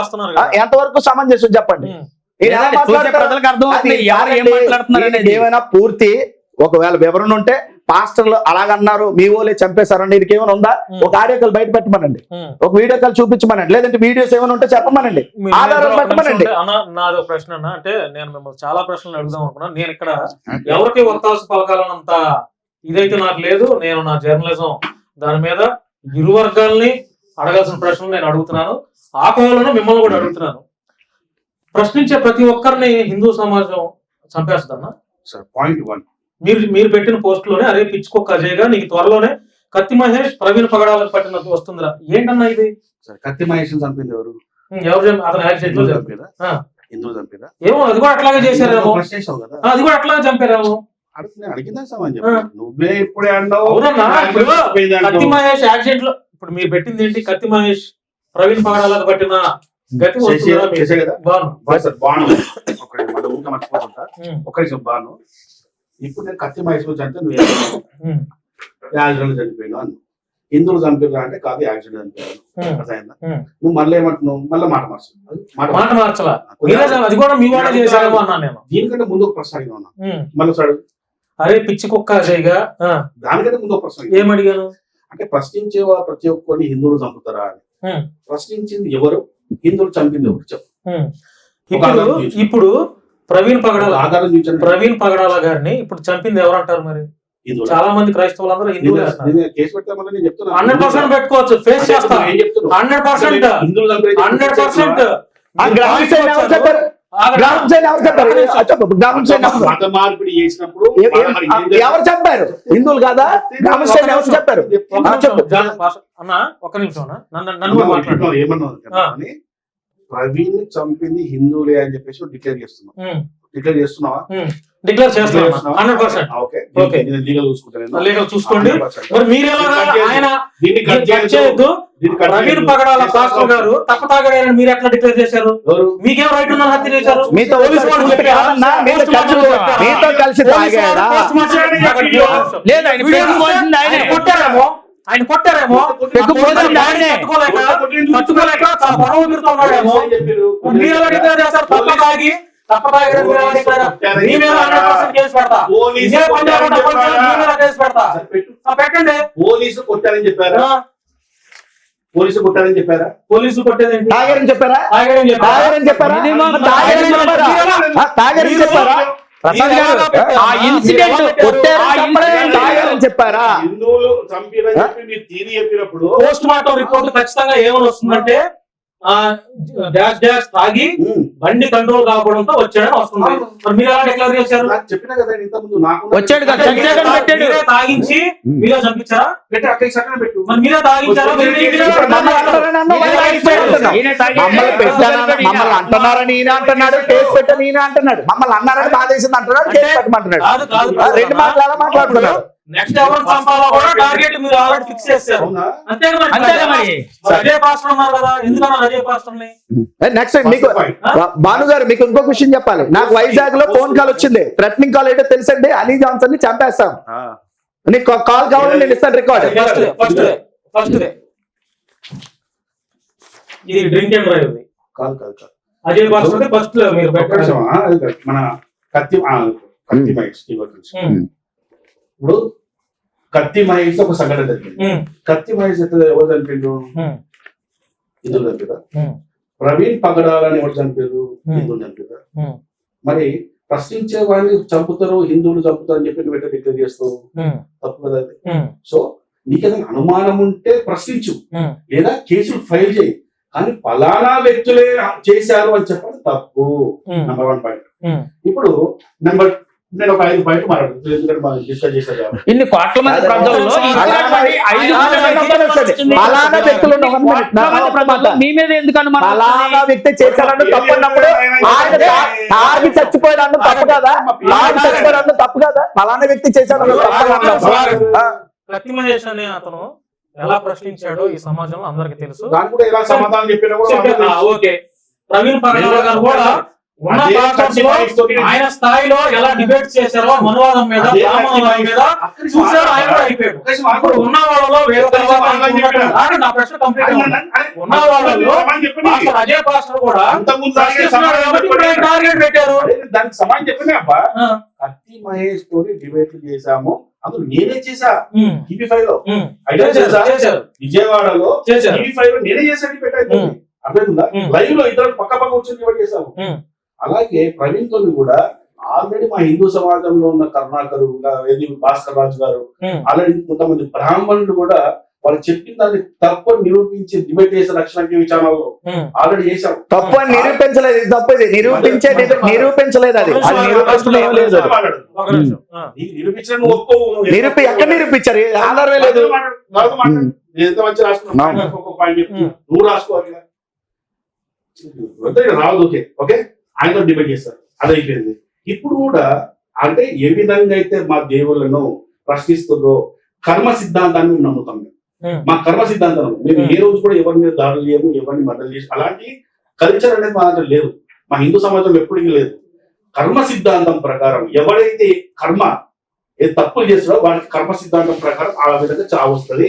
అందులో నెక్స్ట్ కర్మ సిద్ధాంతం ప్రకారం అదే కూడా రావచ్చు అన్న ఉద్దేశంతో పెట్టిన పోస్టర్ అయిపోయింది. అది ఇప్పుడు ఒక 5 పాయింట్లు అన్నేమైనా ఉండే డౌట్స్ చెప్పండి. ఇప్పుడు 5 పాయింట్లు వచ్చింది మాట్లాడతా. నన్ను మధ్య డిస్టర్బ్ చేయకండి, నాకు ట్రాక్ ఉంటుంది. ప్రవీణ్ పగడాల గురించి హమారా ప్రసాద్ ఏం తెలుసు? ఆయన అనాథాలను కొంతమంది పోషిస్తున్నాడు. వేషలను కూడా మార్చి అమెరికా తీసుకుపోతుందో అని ఒక మాట అన్నాడు. అవసరమైతే రిపీట్ చేసి మళ్ళీ ఒకసారి వినండి. అమెరికా తీసుకుపోతాడని అనలేదు. వాళ్ళకి సహాయం చేయడం అమెరికా వెళ్ళవలసిన అవసరం ఉంది, వెళ్తాడని చెప్పాను. వినండి, నో ప్రాబ్లం, మళ్ళీ రిపీట్ చేసుకోవచ్చు. అదాన్ని నేను అంత clear గా చెప్తున్నాను నేను. ఇక్కడ దేశము మార్చి అమెరికా తీసుకోవడం అమెరికా తీసుకెళ్తామని చెప్పలేదండి. మీరు దాన్ని ఆ మాట అనలేదు సార్. వాళ్ళు అలాంటి వాళ్ళు మార్చడానికి చేసుకోమనండి, కట్టింగ్ పెట్టండి. మాట్లాడి ఒక మాట కూడా చెప్తున్నా. సరే ఇప్పుడు ఏమంటున్నా ఏంటంటే, సరే వాళ్ళని తీసుకోపోలేదు అయినా పోతున్నాడు అంటున్నావా? సరే ఇక్కడ పోతాం. ఈయన మార్చిన తర్వాతనే అమెరికా ఎందుకు పోతున్నాడు? ఫండ్ కోసం పోతున్నాడా? ఇక్కడ మతం మార్పులు చేసిన అనాథలకు ఏమిటి, ఆయనకి ఐటీ కంపెనీలు ఉన్నాయి సార్, అక్కడ బిజినెస్ చూసుకోవడానికి వెళ్తాడు. ఇంటికి తెలియదు ఒకటి, మొత్తం డబ్బులు అంటే ఆయనకి ఐటీ కంపెనీలు ఉన్నాయి సార్. ఆయనకి చెప్పండి, ఈయనకి తెలియదు కదా. అయి ఉండొచ్చు, ఆయనకి ఐటీ కంపెనీ. ఇప్పుడు ఆయన ఫండ్స్ కి వెళ్తున్నాడు, ఇవన్నీ ఆయనకు అవసరం లేదు. ఆయన ఐటీ కంపెనీలు ఉన్నాయి, ఆయన అడగకుండా స్వచ్ఛందంగా ఇచ్చిన వాళ్ళు ఉన్నారు ఆయనకి. మేమేమో డబ్బులు అనేది వ్యాపారం సంపాదిస్తాం. వీళ్ళు అసలు డబ్బులు ఏదైనా ఫోన్ పే గూగుల్ పే పెట్టుకోరండి. ఎవరైనా Google pay PhonePe PhonePe పెట్టుకోకుండానే బతికేస్తారు. చెప్పండి పండు వేరు అనుకుంటా వేరు. అంతే కదా, చెప్పండి. మరి దాన్ని ఆయన ఒక మాట్లాడండి. ఆయన అనట్లేదు, అప్పుడు ఆ మాట తప్పది. ఇద్దరు అన్నీ అనుకోకుండా అనేసా కదా. ఇంకా మాట్లాడండి సార్, మాట్లాడండి. సరే మాట్లాడండి, మీ పాయింట్ మాట్లాడండి. దేశాలు మార్చిండు, అమెరికా పోయిండు. దేనికి పోయిండు? పోలేదండి, వెళ్తాడు, ఇంకా వెళ్ళలేదు. ఆయన చనిపోకపోతే వెళ్ళేవాడే కదా. అంటే దేనికి పోతున్నాడు? ఫండింగ్ కోసం పోతున్నాడా? అంటే ఇక్కడ మత మార్పులు చేసి ఇలాంటి కొన్ని కార్యక్రమాలు చేస్తూ విదేశాల నుంచి ఫండ్ తెచ్చుకుంటారు అనేది క్రైస్తవ సమాజం తెచ్చుకుంటారు అనేది ప్రపంచం మొత్తం తెలిసిన విషయం. మీరేం చేస్తున్నారు? కాదండి, వ్యభిచారులు ఎప్పుడైనా బాగు చేశారా? వ్యభిచారులు ఎప్పుడైనా బాగు చేశారా? ఆర్ఫన్స్ ఎప్పుడైనా వీళ్ళు 10 మందికి తిండి పెట్టారా? వాళ్ళ దగ్గర తీసుకున్నారా? చదువు చెప్పారా? ఏది చేత కాదు, మళ్ళీ మాట్లాడుతూ మత మార్పులు అంటారు. 10 మందికి ఎప్పుడైనా, నేను మళ్ళీ అడుగుతున్నాను, ట్రాక్ కాదండి, 10 మందికి ఎప్పుడైనా తిండి పెట్టారు వీళ్ళు? ఒక వేసిని మార్చారా? ఏమనంటే అంత మార్చి అంత బాగు చేసిన కూడా మన మత మార్పు వీళ్ళెవరండి అనడానికి? భారతదేశంలో మతం మారే హక్కు ప్రతి ఒక్కటి కొంది. వీళ్ళెవరు చెప్పడానికి? వీళ్ళెవరు చెప్పడానికి? రాజ్యాంగం చెప్పిందా? వీళ్ళెవరు? మరి రాజ్యాంగం అసలు అలా చెప్పాలంటే అమర్ ప్రసాద్ గారి భారతదేశం బతకడం అర్హుడు కదా అలా అనుకుంటే. రాజ్యాంగాన్ని వ్యతిరేకించిన సందర్భాలు ఉన్నాయి, చెప్పండి. వ్యతిరేకి ఆ ప్రశ్న నేను చెప్తా, దాని కూడా సమాధానం చెప్తా. నేను కూర్చున్నదే సమాధానం చెప్పడానికి. నెక్స్ట్ ఏమనంటే, ఫస్ట్ స్టార్ట్ ఎవరు చేశారు అనేది ఒకటి వచ్చింది. మీరు ఎందుకు అని మీరు ఒక మంచి ప్రశ్న చేశారు. వాళ్ళు ఏమన్నారంటే వీళ్ళే ఫస్ట్ చేశారు. అసలు నేను ఫస్ట్ అక్కడ మీకు ఫ్లాట్ ఇస్తాను. కర్ణాటక కావచ్చు, లలిత్ కావచ్చు, లేదు కావచ్చు, లేకుంటే మేము ఇప్పుడు ఉన్న వ్యవస్థలో ఇప్పుడు పనిచేస్తున్న వాళ్ళందరం కూడా మా పాస్ట్ ఎక్స్పీరియన్స్ ఎంత ఉంది ఇందులో? గత 10 సంవత్సరాలు ఉంటుంది, 10 లేదా 12 సంవత్సరాలు ఉంటుంది. 10 to 12 years నుంచి ఇది ఈ వ్యవస్థ నడుస్తుంది. మేమంతా ఇన్వాల్వ్ ఉన్నాం. అంతకుముందు మేము లేదు కదా. ఏమంటారంటే, మేము బైబిల్ గురించి మాట్లాడినాం కాబట్టి వీళ్ళు మాట్లాడుతున్నాం కదా. మరి అంతకు ముందే రాసిన పుస్తకాలను తీసుకొచ్చి ముందర పెడతా, దాంట్లో ఏం చేస్తారు చెప్పండి? అంబేద్కర్ గారు రాశారు. ఎవరు ఓపెనింగ్ చెప్తాం? అంబేద్కర్ గారు రాశారు. వీళ్ళు ఏమైనా మాట్లాడగలరా? ఎవరు హక్కు ఉన్నప్పుడు తప్పని నిరూపించాలి. సాహిత్య ప్రకారం పోరాటం చేయాలి. మాట్లాడితే మా దేవి దేవతలు అంటున్నారు, మమ్మల్ని అంటున్నారు. ఏమండి, ఒక మాట చెప్తాను, యేసుక్రీస్తు నమ్మలేనోడు ఉన్నాడు, నమ్మినోడు ఉన్నాడు. యేసుప్రభుని అనలేదా? పుస్తకాలు రాయలేదా? దాన్ని సాహిత్య పరంగా ఎదుర్కోవడం మానేసి మా మతాన్ని అనేస్తున్నారు అంటే ఇంకేం తెలియదనే కదా, ఇంకేం రాదనే. పాయింట్ ఏంటంటే, సాహిత్యం ఎవరికి తెలుసు, ఎవరికి తెలియదు, ఈ తుత్తుతనం అన్ని పాపరాలు చూస్తూనే ఉన్నా. నేను చెప్పేది ఒకటి, అర్థం చేసుకునేది ఒకటి ఉన్నది. అది ఏ విషయాలు కూడా అర్థమవుతుంది. బాగా ఇంకోటి చేస్తుంది ఏంటంటే, ఎవరు ఫస్ట్ స్టార్ట్ చేశారు అంటే, ఇప్పుడున్న ఈ స్టేజ్ లో ఇప్పుడు వీళ్ళు కనబడుతున్నారు క్రిస్టియన్ మతం నుంచి, హిందూ మతం నుంచి మేము కనబడుతున్నాం కాబట్టి వీళ్ళు నువ్వు అడిగిన ఒక ప్రశ్నకు వీళ్ళేమన్నారంటే మేమే స్టార్ట్ చేసినామని చెప్పారు. కాబట్టి మేము ఇంకా ఈ వ్యవస్థలో మేము రాకముందు నుంచే సాహిత్యాలు రాసిన పుస్తకాలు ఉన్నాయి, వక్రీకరించిన వీడియోలు ఉన్నాయి, అవన్నీ కూడా ఉన్నాయి. నీకు చూపిస్తే అప్పుడు మీరు ఏం చేస్తారని అడిగినా. వక్రీకరిస్తే సరి చేయాలండి, చూపించడం వక్రీకరిస్తే సరి చేయాలా? తప్ప నిరూపించాలా? మీకు అర్థమైందా? మాకంటే ముందు నుంచే వీళ్ళు ఇలాంటి, అంటే బైబిల్ ఏం లేదల్లా, ఆ నల్లక పుస్తకాలు ఏముండే చెప్పు పాపం ఉమ్. 1000 పేజీలు. నేను ఎన్ని పుస్తకాలు చెప్పు కరెక్ట్ కదా ఇప్పుడు అన్నాడు కాబట్టి ఆయన ఎన్ని పుస్తకాలు చెప్పానండి ఆయన సాహిత్యానికి తెలిసి చెప్పానండి ఎన్ని గ్రంథాలు చెప్పండి నేను అడుగుతున్నాను అమర్ ప్రసాద్ గారిని హిందూ అని చెప్పుకున్నాడు కదా దగ్గర చెప్పానండి ఎన్ని గ్రంథాలు ఉన్నాయి ఎన్ని గ్రంథాలు అల్లాట పుస్తకం అంటున్నాడు కదా ఎన్ని గ్రంథాలు అంటే చెప్పాలి ఏమి చేయలేనప్పుడే గురించి మాట్లాడితే నల్లట పుస్తకం అంటున్నాడు ఈయన. మరి ఇది టాపిక్ డైవర్ట్ చేయడం కాదా మీరు ఎక్కడ మాట్లాడాలి మనం పెట్టుకుందాం బైబిల్ నేను అంటాను బైబిల్ నీ పుస్తకాలు సనాతన గ్రంథాలు వర్సెస్ బైబిల్ పెట్టుకుందాం డిబేట్ రమ్మనండి చర్చికి రమ్మనండి మీరు రెడీ చెప్పండి. భాను గారు ఇందాక ఒక మాట అన్నారు ఆయన హిందువులు ఎవరి మీద దాడి చేయరు హిందువులు ఎవరి మీద దాడి చేయలేదు హిందువులు ఎవరి మీద దాడి చేయలేదు అన్నారు గ్రామ స్థాయిలో సువార్థికులు కొట్టింది ఎవడో గ్రామ స్థాయిలో మందిరాల మీద దాడి చేసింది ఎవడో గ్రామ స్థాయిలలో మందిరాల మీద రాళ్లేసి కొట్టింది ఈత మట్టలతో అలాగే కొబ్బరి మట్టలతో కొట్టి దాడి చేసి డ్రమ్ములు పగలగొట్టి పాస్టర్లను తరిమి కొట్టింది ఎవడో వడ్లతో పాస్టర్లు నరికింది ఎవరు గ్రామ స్థాయి పెట్టేసింది ఎవరు ఈ రోజు ప్రవీణ్ పగడాల గారిని చంపింది ఎవరో ఆలోచించమనండి ఆయన్ని లేదు లేదని అంటున్నాడు కదా పాస్టర్ల మీద ఒకసారి ఈయనకి ఇండియన్ స్టాటిస్టిక్స్ లో క్రైస్తవుల మీద జరుగుతున్న కమ్యూనల్ వైలెన్స్ ఏవైతే ఉన్నాయో ఒకసారి తీయమనండి మీరిద్దరు కూడా ఒక 2 నిమిషాలు అలా ఉంటే మనం కూడా ఈ దేశంలో జరుగుతున్నటువంటి రాష్ట్రంలో జరుగుతున్నటువంటి నా ప్రశ్నలు కూడా కొన్ని ఉన్నాయి అడగండి అది అడగండి మమ్మల్ని అడగండి రమ్మంటే రాడు కాబట్టి కరుణాకర్ రమ్మంటే రాడు కాబట్టి అన్నేదో అన్న ఎథికల్ వాల్యూస్ కొన్ని ఫాలో అవుతాడు కాబట్టి ఆయన వచ్చారు అన్న ఒకటన్నా ఈ డిబేట్ లో ఓటమి గెలుపనేది కాదు ఎవరి అభిప్రాయాలు చెప్పాలి చెప్తే ప్రేక్షకుడు ఎవరు ఎట్టు అనేది వాళ్ళు చెప్తారు మనం కాదు అంతేనా ఇప్పుడు నాకు ఉన్నటువంటి చెప్పండి అన్న ఇప్పుడు మూడో ఒకటి ఫస్ట్ మూడో ఇంకోటి పాయింట్ ఏంటంటే భారతదేశం ఎవరి సొత్తు ఇది ముమ్మాటికి హిందువుల సొత్తు మా సొత్తే ఈ దేశంలో క్రైస్తవ మతం పుట్టక ముందు ఈ దేశంలో జీసస్ లేడు ఏ మతము లేదు ఈ దేశంలో ఇస్లాం మతం పుట్టలేదు ఈ దేశానికి సంబంధం లేదు అది అన్ని మీరు మాకు అవకాశం ఇవ్వాలి ఈ పాయింట్ మళ్ళీ అవకాశం ఇవ్వాలి మాట్లాడండి మాట్లాడండి మీరు మర్చిపోతారు అందుకే మీరు చెప్పారు కాబట్టి ఆయన ఏదో మనం నేను ఒకటే చెప్తాను మీకు ఒక విషయం చెప్తాను ఈ రోజు వాళ్ళు ముగ్గురు వచ్చిన నేను ఒక్కడిని కూర్చుంటాను ఇది కాదు ప్రశ్న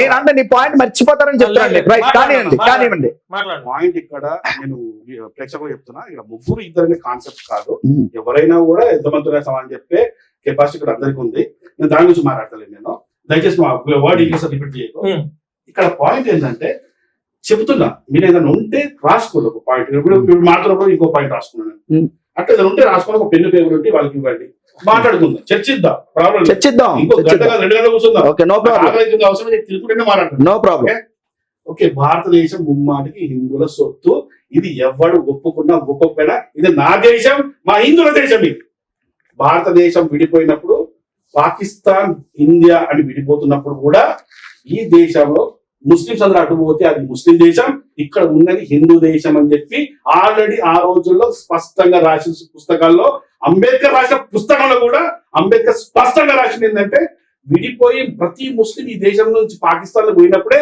అప్పుడే ఈ డివిజన్ అంటే ఏదైతే విభజన అనేది అప్పుడే ఫుల్ఫిల్ అవుతుంది ఈ దేశంలో ఉన్న వాళ్ళు హిందూ అని అంబేద్కర్ రాసిన రచనలో కూడా స్పష్టంగా ఉంది ఒక నిమిషం ట్రాక్ అవుతుంది ఒక నిమిషం అయిపోయిందా 2 మత ప్రచారం హక్కు ప్రతి ఒక్కడికి ఇప్పుడు ఏమైందంటే ఈ దేశంలో ప్రతి ఒక్కడికి వ్యవస్థ కనబడేది తెలుసా రాజ్యాంగంలో హక్కు కానీ దాని కింద ఫండమెంటల్ డ్యూటీస్ అని చెప్పేసి బాధ్యతలు కూడా కనబడి ఎంతసేపు మన ఫ్యామిలీలో కూడా మనం జనరల్ మొబైల్ చూస్తుంటాం ఆస్తుల మీద హక్కు గురించి మాట్లాడతారు కానీ ఆ ఫ్యామిలీలో ఉన్న వాడి బాధ్యత గురించి మాట్లాడారు నేను ఏమంటున్నా అంటే హ్యాపీగా మారండి మొత్తం నేను కాదనట్లేదు భారతదేశ రాజ్యాంగం నీకు ఇచ్చిన హక్కు కానీ మారిన తర్వాత ఒక బాధ్యత మీద ఉంది ఏంటంటే చట్టపరంగా నువ్వు ఏ సర్టిఫికేట్ తీసుకోనో ఆ సర్టిఫికేట్ తీసుకో చట్టపరంగా నీకు ఏది వచ్చేది ఉందో ఆ వర్గంలో ఉండేది తీసుకో అలాగే నువ్వు మత ప్రచారం చేసినప్పుడు మిగతా వాళ్ళకు డిస్టర్బెన్స్ కాకుండా మిగతా వాళ్ళ మనోభావాలు దెబ్బతినకుండా నువ్వు జాగ్రత్తగా ప్రచారం చేసుకుంటే నేనెవడేమనడు నువ్వు నా దగ్గరకు వచ్చి మనందరి దేవుడు ఏసే అంటే చెప్పేసుకుని మొత్తం పట్టుకోండి నా దేవుడు నాకున్నాడు రా భయ్. మా నాన్న మాకున్నాడు, మీ నాన్న నా నాన్న ఎందుకు కదా. సో అక్కడ ప్రాబ్లమ్స్ ఉంది. నెంబర్ లాస్ట్ గ్రామ స్థాయిలో దాడులు అని మీరు మాట్లాడుతున్నారు. గ్రామ స్థాయి దాడి ఇదే. నువ్వు మైకులు పెట్టుకుంటారు, మైకులు పెట్టుకొని ఇష్టం వచ్చినట్టు మైకులలో మాట్లాడుతుంటారు. రాముడు అట్లా, అసలు నీకు రాముడు కృష్ణుడు గురించి మాట్లాడాల్సిన అవసరం ఉంది? నీ బైబిల్లో పస లేదా? పస ఉంటే ఆ పస గురించి మాట్లాడుకో. మా గ్రంథాల గురించి ఎందుకు వక్రీకరణ? నీకు అంత దమ్ముంటే, శ్లోకాల గురించి మాట్లాడేది ఉంటే మాకు ఫోన్ చేయి, మాకు ఎక్స్ప్లెయిన్ చేసే కెపాసిటీ మాకు కూడా లేదనుకో. మేము కూడా ఎక్స్పర్ట్, అన్నింటిలో ఎక్స్పర్ట్ కాదు మేము. బైబిల్ అంటే ఒక పుస్తకం కాబట్టి మీరు రోజు చదువుతారు. మాది అనంతమైన సాహిత్యం మాది ఒక్క వ్యక్తిత్వం మొత్తం నేర్చుకోవడం సాధ్యం కాదు. అప్పుడు మీరు ఏం చేస్తామంటే ఎవరు ఎక్కడ ఎక్స్పర్ట్ ఉంటారో ఆ వ్యక్తిని కూర్చోబెడతాం, డిబేట్ చేయండి, డిబేట్ చేసి సాధించడం. ఇది నేను చెప్పదలుచుకున్నాను. మీరు చెప్పింది అయిపోయిందన్నా. ఇప్పుడు ఈ భారతదేశం మొత్తం హిందువులే అంతే కదా. మరి హిందువులుగా ఉన్నటువంటి ఈ భారతదేశంలో ఉన్నటువంటి ప్రజలు క్రైస్తవులకు ఎందుకు మారారన్నా? చెప్పు, మీరు చెప్పండి. మీరు చెప్పు, ఎందుకు మారారు చెప్పండి. చెప్పు అంటే ఏదో కారణం ఉంటది కదా. చెప్పు, చెప్పు. అంటే ఇప్పుడు మీరు ఇప్పుడు హిందువుగా ఉన్నట్టు ఎట్లా అవుతుంది? నాకు అడిగినావు కదా, చెప్పండి. లేదా నువ్వు ఏం చెప్తావు నాకు మీరు చెప్పిన తర్వాత నేను చెప్తా. మీరు చెప్పిన సరే, నీకు 1 లక్ష రూపాయలు ఇస్తా మారునా? నీకు 1 లక్ష రూపాయలు ఇస్తా మారు. ఇప్పుడే 1 లక్ష రూపాయలు ఇచ్చి ఇక్కడ ఏముంది, దగ్గరలో ఏముంది సార్? నదిలో ఉన్నాయండి, ఉన్నాయా? నువ్వు తీసుకెళ్ళిపోతావు, మూసీలో తీసుకెళ్తావు, తీసుకెళ్తావు. చూసి ఇప్పుడు ఏదో ఆరోపణ చేశామంటే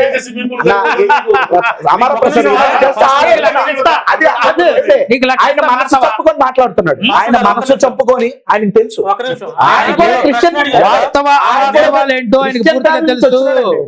వాళ్ళ నాన్నగారిని క్రిస్టియన్ బరియలు చేశారు, ఆయన కూర్చున్నాడు. క్రిస్టియన్ గురించి ఆయన తెలుసు, మనం చెప్పక్కర్లేదు.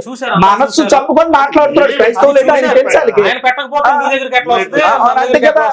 పెట్టుకున్నాడు. సరే, అది కాదు, అది అయిపోయింది అన్న. మీరు చెప్పండి, ఈ భారతదేశంలో హిందువులుగా ఉన్నటువంటి వారు చాలా మంది ఎందుకు క్రైస్తవులుగా ఎందుకు మారారు? అంటే డబ్బు ఇవ్వబట్టి మారారంట. డబ్బు కావచ్చు, ఆశ చూపించి కావచ్చు, భయపెట్టి కావచ్చు. నేనేమంటానంటే హిందూ సమాజంలో దేవుడు అనే కాన్సెప్ట్ కొంచెం భయపడతారు. అర్థమవుతుందా? అంటే పట్టణ స్థాయిలో ఉన్న వాళ్ళు కావచ్చు, కాకపోవచ్చు, కానీ గ్రామ స్థాయిలో ఉన్న వాళ్ళు దేవుడు అన్న ఏదైనా భయపెట్టినా భయపడతారు కావచ్చు. కొంచెం వీక్ మైండ్ తో ఉంటారు కాబట్టి మీరు వచ్చేసి వాళ్ళతో భయపెట్టడం ఏం చేసావు, వాళ్ళు మతం మారుస్తారు. ఇప్పుడు హిందువుగా ఉన్న వాళ్ళందరూ ఈ రోజు క్రైస్తవత్వంలోకి వచ్చిన వాళ్ళంతా దళితులేనమ్మా మొత్తం? చాలా మాక్సిమం వాళ్ళే కదా. ఎందుకు మారాల్సి వచ్చింది? ఇప్పుడు చెప్తాను, ఇక్కడ ఒక పార్టీ చెప్తాను, ఇక్కడ పార్టీ అగ్రకులాలు కూడా వచ్చారు. ఫస్ట్ ఎక్కువ మెజారిటీ దళితులే కదా, అగ్రకులాలు కూడా వచ్చారు. కానీ మీ అందరు నెత్తినే కూర్చున్నారు వచ్చి. అర్థమవుతుందా? వాళ్ళు పాస్టర్లై పెద్ద పెద్ద ఏది మన ప్రవీణ్ కావచ్చు, లేకపోతే ఆ కల్వరి టెంపుల్ కావచ్చు, వీళ్ళందరూ ఏది మన బెల్లంపల్లి ప్రవీణ్ కుమార్ ఈయన అనిల్ కుమార్ కావచ్చు, వీళ్ళందరూ అగ్ర కులాలు. వీళ్ళందరూ కూడా మీరు వచ్చి కూర్చున్నారు. వాళ్ళు మిమ్మల్ని ఫాలో చేస్తలేరు. వాళ్ళు అర్థమవుతుందా? అంటే అక్కడ ఏంటంటే డబ్బు కనబడుతున్నారు. కోట్లాది రూపాయల డబ్బు జస్ట్ భయంతో దశోభాగాలు లాంటి విదేశీ ఫండ్స్ లాంటి వస్తున్నాయి.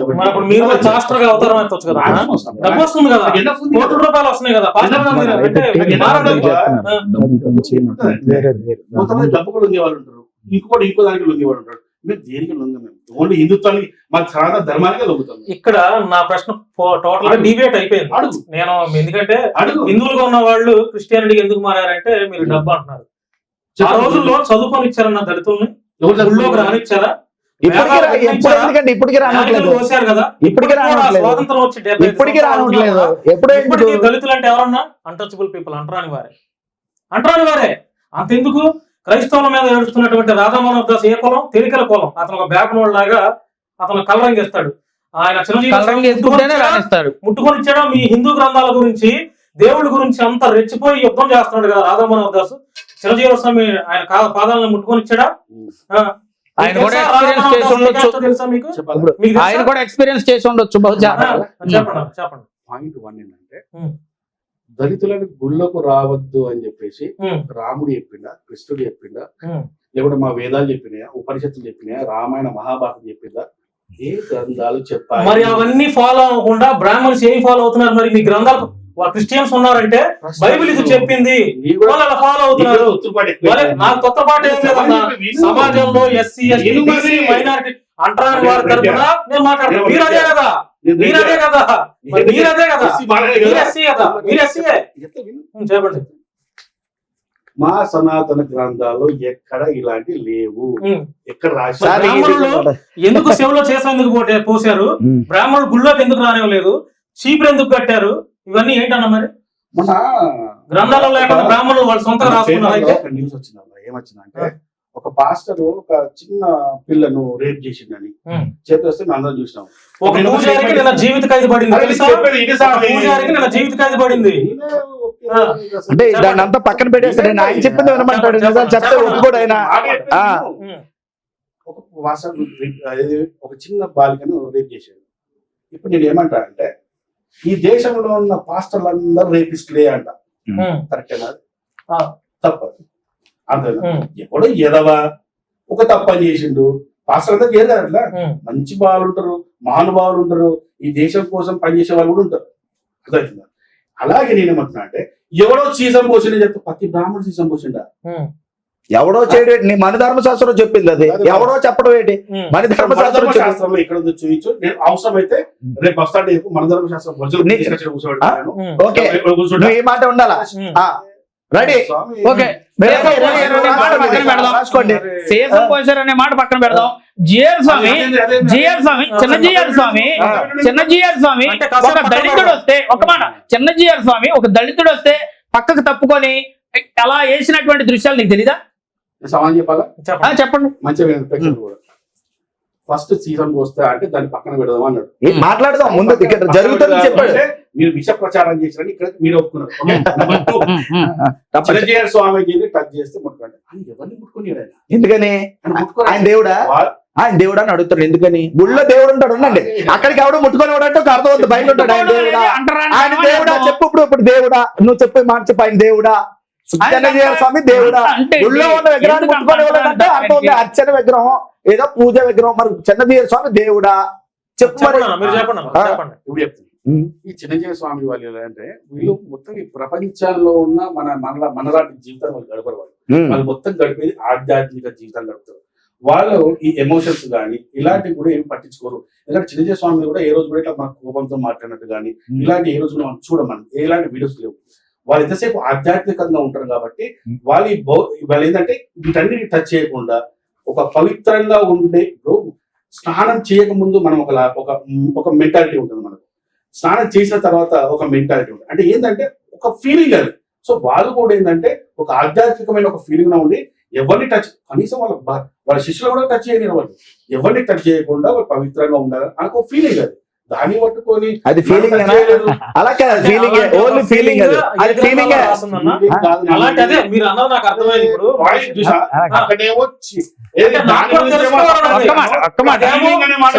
స్వామి అది అన్టచబుల్ గా అతను ఎవరిని ముట్టుకొని ఇవ్వట్లేదని చెప్పి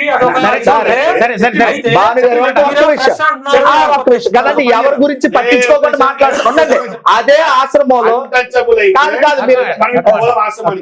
స్వామి ఫోన్ చేస్తా, ఆశ్రమానికి వస్తున్నాం, ఇద్దరు క్రిస్టియన్లను ఒక టీవీ యాంకర్ తీసుకొని వస్తున్నా అంట. ఆడ మీకు దళితులకు ఫ్రీ ఎడ్యుకేషన్ చూపిస్తా, వేదాల పఠనం పాఠశాల చూపిస్తా. అదేవిధంగా పేదవాళ్ళకు ఉచిత విద్య, అంటే వేరే స్కూళ్ళలో చదువుతుంటే వాళ్ళకి గడుతున్న ఫీజులో వాళ్ళకి సంబంధించిన బడ్జెట్ వాటి కూడా చూపిస్తా. ఎక్కడి నుంచి వస్తున్నాయి చంద్రయ్య స్వామి డబ్బులు? ఎవరు ఇస్తున్నారు? ఎవరిస్తున్నారు? ఎక్కడి నుంచి చంద్రయ్య స్వామి కష్టపడుతున్నాడా? కష్టపడుతున్నాడు. ఎవడిస్తున్నాడండి? కష్టపడుతున్నాడు చంద్రయ్య స్వామి. ముట్టుకోకుండా బతుకుతున్నాడు, బతికేస్తాడట. ఎన్ని కావాలా? సూపర్. నిజంగా కాదండి, ఇప్పుడు కాపీ కదండి. కాదండి, క్రిస్టియానిటీ చూసి కాపీ ఏంటి? ఈ దళితులకి ఏది భోజనాలు పెట్టాడు, ముందే చదివించలేదు. ఈ భారతదేశానికి క్రైస్తవులండి, హిందువులకి వ్యతిరేకంగా కాదు. ఒక మాట అలా కదండి. ఒకటి ఆయన ఉండండి సార్, ఒక మాట అవ్వాలి, ఉండండి. ముట్టుకోకుండా బతికడం. చిన్నజీయర్ స్వామి ఆశ్రమంలో యేసు ప్రభు గురించి తప్పుగా చెప్పాల్సిన అవసరం ఏంటి? ఈ వీడియో కావాలా? ఒక తన తానే ఆగండి తన తానే కాపాడుకోలేను నిన్నెందుకు కాపాడుతాడయ్యా? అన్నాడు చిన్నజీర స్వామి. నీకేం పని, నీకేం పని? అలా కాదు, నీకేం పని? నువ్వు ఆధ్యాత్మిక మాట్లాడాలి కదా, అంటే నీకు చెప్పాలని చెప్పని. చిన్నజీయర్ స్వామీజీ ఈ దేశంలో ఉన్న హిందువులకు దగ్గర ఫండ్స్ తీసుకొని ఈ దేశంలో ఉన్న ప్రజల కోసం ఖర్చు పెడుతున్న వ్యక్తి. మీకు తెలుసు అది ఏమనండి, అది ప్రూఫ్ ఇవ్వనండి. ఈ దేశం అన్నారు, ప్రూఫ్ ఇవ్వాలి, ప్రూఫ్ ఇవ్వాలి, గుర్తు పెట్టుకోండి. హిందువులు ప్రపంచవ్యాప్తంగా ఉన్న హిందువుల దగ్గర అది మళ్ళీ మాట మార్చారు వెంటనే. ఈ దేశం అన్నారు, కాదు ప్రవీణ్ పాడాలకి నువ్వే పనిచేస్తున్నావా అడిగావు కదా. ప్రవీణ్ పాడాలకి ఈయన పనిచేస్తున్నారా? మరి ఎవరెత్తాడు హిందువులు పనిచేస్తున్నారా? ప్రవీణ్ పాడాలని అడిగావు కదా. అలా కదండి, పక్కకి వెళ్ళట్లేదు. ప్రవీణ్ ప్రవీణ్ పగడాల గారికి వీళ్ళే ఫండ్స్ ఇచ్చారా? వీళ్ళు హిందువులు ఎవరైనా పంపించారా? మరి వీళ్ళు ఎవరు అడగడానికి వీళ్ళు ఎవరు ఇచ్చారా? ఫండ్స్ కాదు, దశ భాగాలు అంటారు, వీళ్ళు ఏమి ఇచ్చారా? చెప్పండి. విదేశీ మిషనరీల దగ్గర నుంచి ఫండ్స్ తీసుకొని ఈ దేశంలో ఉన్న హిందువులను మతమార్పిడి చేసి ఈ దేశానికి ద్రోహం చేస్తూ ఈ దేశంలో నేను ఆ సేవ చేస్తున్నా ఈ సేవ చేస్తున్నా అని విదేశీ మిషనరీల దగ్గర నుంచి డబ్బు తీసుకొచ్చిన వాడు దొంగ.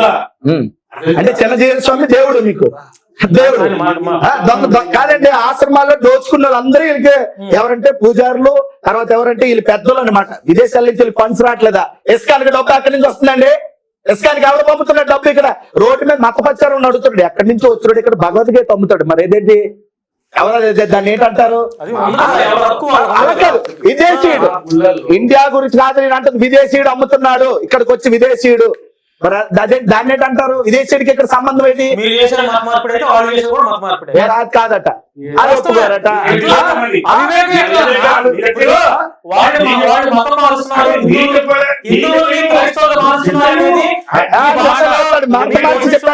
ప్రసాద్ గారు, మీరు ఒక మాటలో నిజాయితీ లేదు, క్లారిటీ లేదు, తప్పు.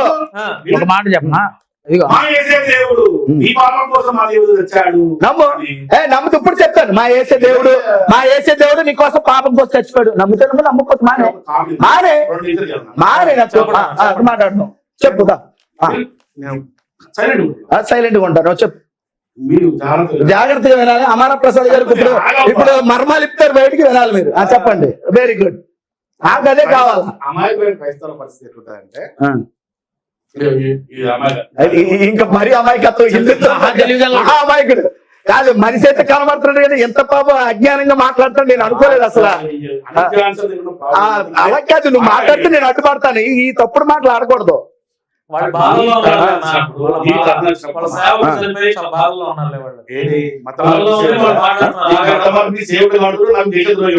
ఎవరు కనబడుతున్నాడు అన్నా? నేను నిజం చెప్పాలా, నీలో పెద్ద దేశంలో కనబడుతున్నాడు. నిజం చెప్తున్నాను నీకు. అది చెప్పండి. క్రైస్తవ సమాజం అంతా ఏం చేస్తారంటే యేసు ఈ సర్వ సృష్టిని సృష్టించింది యేసే అని చెప్తారు. అవును అవును, మాట్లాడండి. అవును అన్న, అయితే నేనేం మాట్లాడలేదు. మనుషుల్ని సృష్టించింది కూడా యేసే అంటాడు. అంటే ఎట్లా అంటే మనందరినీ, అంటే ప్రస్తుతాన్ని కూడా కలుపుకుంటున్నాం, కలుపుకోవాలి. అవును నిజమేది, కాదన్న నిజమేది కానీ కలుపుకోవాలి, తప్పలేదు. చెప్పండి. మనందరినీ సృష్టించింది నిన్ను నన్ను సృష్టించింది కూడా యేసే అని చెప్తారు. మరి ఇంత పెద్ద పవర్ఫుల్ ఉన్న యేసుకి మనిషి చేసిన పాపాలు చేయాలంటే ఇటు అడ్డుకోవాలా? అట ఓట ఆ మనిషి సృష్టించిన యేసట మళ్ళా మనిషి రూపంలో ఉట్టి మన చేత తన్ను తిని జుట్టు పట్టు. ఎవరు కొట్టారు? మన చేత నువ్వు కొట్టావా? నువ్వు కొట్టావా? మన చేత చెప్పు. చీటి మరి రావద్దు. చెప్పండి చెప్పండి. ఆ మనుషుల పాపాలు చేయడానికంటే మళ్ళీ మనిషి రూపంలో పుట్టాలట.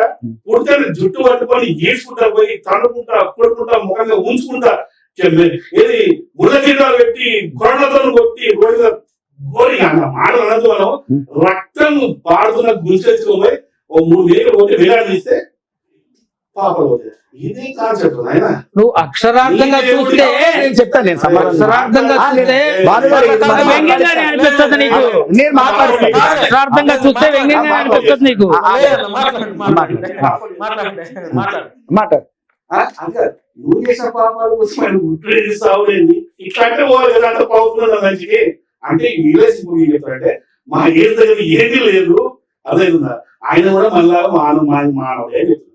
అదే సనాతన గ్రంథంలో ఎక్కడ కూడా నీ పాపాలు పోవాలంటే నేను చేస్తాను ఉండదు.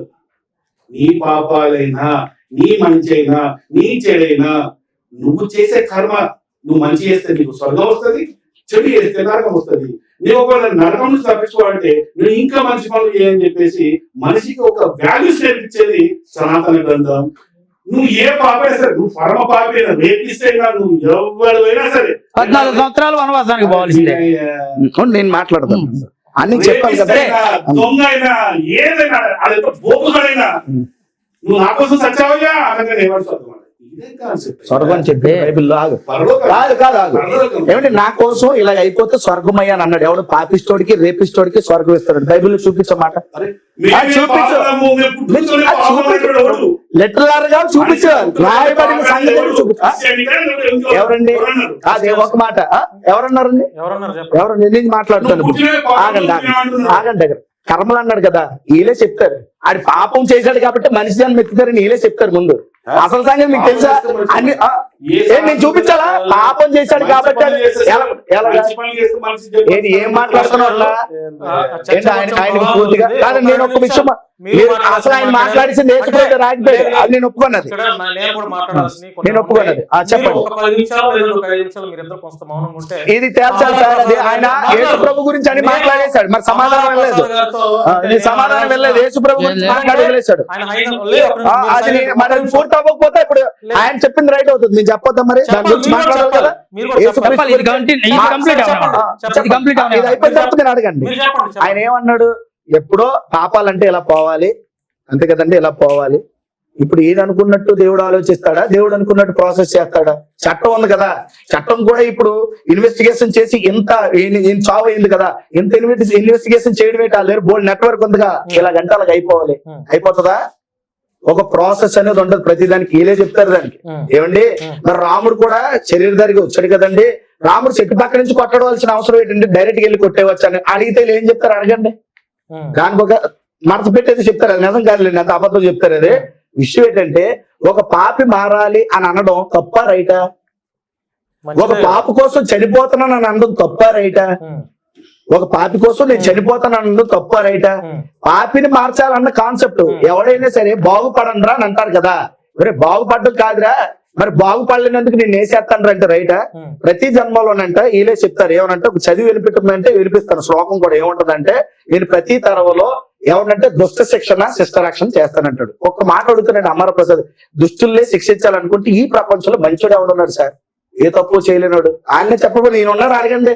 ముందు ఈయన వేసేయాలి. ఎవరిని వేయాలంటే ఇప్పుడు ఎవరెవరు మాట్లాడుతున్నారు, ముందు ఈయన వేసేయాలి. ముందు అమర ప్రసాద్ గారిని వేసేయాలి వచ్చి. మరి ఎందుకు వదిలేసాడు? అంతే కదా, దుష్ట శిక్షణ అంటే అమర ప్రసాద్ గారి మాటలు గానీ ఆ పనులు గానీ ఆయన చేసి అందరికీ తెలుసు. మరి ముందు ఆయన్ని వేసేయాలి. దానికేమంటాడు? మరి దానికి సమాధానం చెప్పాలి ఆయన. దుష్ట శిక్షణ అంటే మంచి వాళ్ళు మాత్రమే రక్షిస్తారు. ఇప్పుడు వైట్ ఆపోజిట్ యేసు ప్రభు ఏమన్నారంటే, నేను పాపులు రక్షించేటప్పుడు ఈ లోకానికి వచ్చానన్నాడు. లోకంలో ఉన్నట్టు చెడిపోయినోడు బాగు చేసిన దేవుడు అంటారు కానీ, మంచోడిని చంపేస్తానన్నండి లేదా మంచోడిని రక్షిస్తానన్నండి, చెడ్డోళ్ళందరినీ చంపేస్తానన్నండి ఎలా దేవుడు అంటారు సార్? చెప్పండి సార్. ఇప్పుడు ఇంకో ఇప్పుడు రోగం వచ్చాడు, ఇప్పుడు రోగి ఉన్నాడండి, రోగాన్ని చంపితే డాక్టర్ అవుతాడా? రోగిని చంపేస్తాడు డాక్టర్ అవుతాడా? సింపుల్. రోగాన్ని అంతే కదా, రోగాన్ని కాదు రోగిని చంపేస్తాను అంటారు. రోగిని చంపేస్తాడా డాక్టర్ అవుతాడు? భాను గారు ఇందాక నుంచి ఆయన మాట్లాడిన 3 పాయింట్లు ఏవో మాట్లాడాడు. అంటరానితనం గురించి ఒకటి, భారతదేశం గురించి ఒకటి, మరొకటి యేసు ప్రభువు గురించి మాట్లాడారు. మాట్లాడిన దీనిలో భారతదేశం నాది, భారతదేశం నాది అని ఆయన చక్కగా, అంటే విమర్శించకూడదు కాబట్టి చెప్తున్నాను, గింజుకున్నారు. భారతదేశం ఎవడబ్బా సొత్తు కాదు, భారతదేశం మాది. ఇది చెప్తున్నా నేను, భారతదేశం మాది, భారతదేశం ముమ్మాటికి మాదే. మీరు అంటున్నారు మా దేవుళ్ళు భారతదేశంలో అంటున్నారు అంటే మీ దేవుళ్ళు భారతదేశం వరకే ఉన్నారా? ప్రపంచానికి దేవుళ్ళు కాదు. ఒప్పుకున్నారుగా? ఎందుకని? క్లియర్ గా మీరు ఒప్పుకున్నారు కదా. కానీ యేసు ప్రభు ప్రపంచానికి దేవుడు, ప్రపంచానికి దేవుడు, భారతదేశానికి దేవుడే, పాకిస్తాన్ కి దేవుడే, శ్రీలంకకి దేవుడే, బంగ్లాదేశ్ కి దేవుడే, మీ నాన్నగారికి కూడా దేవుడే, మీ నాన్నగారు మా అంకుల్ గారు ఆయనకి కూడా దేవుడే. ఓకేనండి, సాక్షి చంపుకొని బ్రతుకుతున్నారు అంతే మీరు. అయితే ఇంతకుముందు మనము మన హనీ జాన్సన్ దుష్ట శిక్షణ శిక్ష రక్షణ అనే ఒక టాపిక్ మాట్లాడారు. ఇది నేను ఏం చెప్తా అంటే, పాపం క్రైస్తవులకు పాస్టర్లకు పాపం బైబిలే సరిగ్గా తెలియదు, వీళ్ళు మా శ్లోకాల గురించి మాట్లాడుతుంటారన్నమాట. ఆ శ్లోకాలు తెలియదు సరిగ్గా ప్రాపర్గా. నేను రోజు చదువుతానండి, ఈ మాట అంటే ఒప్పుకోను నేను. నా దగ్గర ఇప్పుడే ఉంది ఈ శ్లోకం అర్థం ఆయన చెప్పమనండి, ఇప్పుడే నేను అడుగుతాను. ఆగండి ఒక్క నిమిషం, నేను ఒప్పుకోని ఈ విషయాన్ని. జస్ట్ మినిట్ ఆగండి. శ్లోకం తెలియదు, నేను పాస్టర్ ఫూల్ అయిపోతాను అక్కడ. తెలియదు అంటే నేను ఫూల్ అవుతాను. రైట్, నాకు అవకాశం ఇవ్వాలి. నాకు శ్లోకం రాదన్నాడు, నేను శ్లోకం చదివి మీకు వినిపిస్తాను ఇప్పుడు. చెప్పిన తర్వాత మీరు చెప్పండి. ఓకే. ఇదే తొత్తురపాటు. శ్లోకం రాదు అని కాదు నేను అన్నది, నీకు చెప్పిన దాని అర్థం తెలియదు అని చెప్తున్నాను. ఇప్పుడు ఫర్ ఎగ్జాంపుల్ నేనున్నా సరే నేను ఆ దరిద్రం పని, కానీ ఒక వ్యక్తి ఉన్నాడు. ఓకే, ఒక వ్యక్తి ఏం చేశాడంటే ఒక అమ్మాయిని రేప్ చేశాడు. ఓకే, రేప్ చేశాడు. ఒక ఇంట్లో దొంగతనం చేశాడు. ఇంకో దగ్గర ఇంకేదో వచ్చిన పని చేశాడు. ఒక వరుసగా ఉదాహరణతో కాదు, ఆయన జీవితకాలంలో కొన్ని దరిద్రాలు చేశాడు, ఒక 10 దరిద్రాలు చేశాడు. ఇప్పుడు ఆయన వచ్చేసి ఏసయ్య నన్ను రక్షించు అన్నాడు అనుకో. నువ్వు పాపివిరా భయ్, నేను రక్షించేసిన, నువ్వు పరలోకానికి వెళ్ళిపో అన్నాడు అనుకో. మరి ఆ బాధకు గురైన ఆ స్త్రీల పరిస్థితి ఏంది? ఆ దొంగతనం చేసిన వాళ్ళ ఇంటి పరిస్థితి ఏంది? ఆ పాపాలు ఏవైతే ఇప్పుడు చేసిన అక్రమాలు ఉన్నాయో వాళ్ళ పరిస్థితి ఏంది? వాళ్ళకి మంచివాడు చేయాలి. అందుకే ఏంటంటే మా గ్రంథాల్లో దుష్ట శిక్షణ శిష్ట రక్షణ ఏంటంటే, వీడు వచ్చి నా పాప దొరికించంటే మావాడు వేసి బాణం చేసి 7 ఏళ్ళు ఆడేస్తాడు, వేసి వాడిని శిక్షిస్తాడు. వీడి వల్ల ఎవరికైతే నష్టం జరిగిందో వాళ్ళని కాపాడుతాడు. ఇది ధర్మం అంటే, అర్థమేదా? అంతే తప్పించి మానభంగాలు చేసి, రేపులు చేసి, దొంగతనం చేసి వచ్చి నా రక్షించేయాలన్నా రక్షించమని పనులకు పంపిస్తామని బాధపరిస్తే మీ కాన్సెప్ట్, మీ బైబిల్ కాన్సెప్టే రాంగ్. ఫస్ట్ ఆఫ్ ఆల్ ఏంటంటే, అన్ని కాన్సెప్ట్ మరీ చెప్తుంది ఏంటంటే, శ్లోకాల యొక్క అర్థాన్ని ముందు జాగ్రత్తగా తెలుసుకో. ఆ తెలుసుకున్న తర్వాత వాటి గురించి ఎక్స్ప్లెయిన్ చేయాలి. ఏదో ఇక్కడ కూర్చున్నా కదా టకా టకా టకా చెప్పేసి ఆ పాపం చేసింది కాబట్టి వాడిని రక్షించాలి కదా అంటే, వాడిని కాదు రక్షించాల్సింది, ఆ పాపానికి గురైన బాధపడ్డ వాళ్ళని రక్షించాలి. వీడు తప్పు చేసిన వీడికి పనిష్మెంట్ ఇవ్వాలి. అంతే కదండి. నేను మాట్లాడాలి ఇప్పుడు, మీరు నాకు ఇవ్వాలి అవకాశం. ఓకేనా? రైట్, మీరు క్లోజ్ చేస్తే నేను మాట్లాడుతున్నాను. జరిగిన తర్వాత పోలీసులు ఎంక్వైరీ చేసి క్షమిస్తారా? తీసుకుపోయి బొక్కలు వేస్తారు, కోర్టు ఇస్తుంది, మనకి పనిష్మెంట్ ఇస్తుంది. వానికి ఉరికమ్మా లైఫ్ లాంగ్ అనేది 4 సంవత్సరాలు 2 సంవత్సరాలు అని పనిష్మెంట్ ఇస్తేనే వాడు మారుతాడు. క్షమించి మళ్ళీ కూర్చొని మళ్ళీ క్షమిస్తే మళ్ళీ 4 రోజుల తర్వాత మళ్ళీ ఇంకో మానబంధం చేస్తాడు. సరే చెప్పండి, నాకు ఇచ్చారు కదా చిన్న సమయం ఇవ్వండి నాకు. ఈయనకి బైబిల్ కాన్సెప్ట్ పూర్తిగా అర్థం కాలేదు. పూర్తిగా పాపాన్ని విడిచిపెట్టి మారు మనసు నువ్వు పొంది, అధికారం ఒకవేళ రేప్ చేసావు అనుకో, రేప్ అనే శిక్షకు నువ్వు గురయ్యి, లేదంటే దాన్ని ఒప్పుకొని తర్వాత నువ్వు నన్ను అంగీకరించాలి. ఇది బైబిల్ చెప్పింది. అంతేగాని నువ్వు రేపులు చేసేస్తే ఆగాలి సార్, ఆగాలి మీరు రేపు ఆగండి సార్. నా మాట నేను చూపిస్తాను, ఇప్పుడే చూపిస్తాను. నువ్వు చూపిస్తా, నేను చూపిస్తాను. బాగా వినాలి.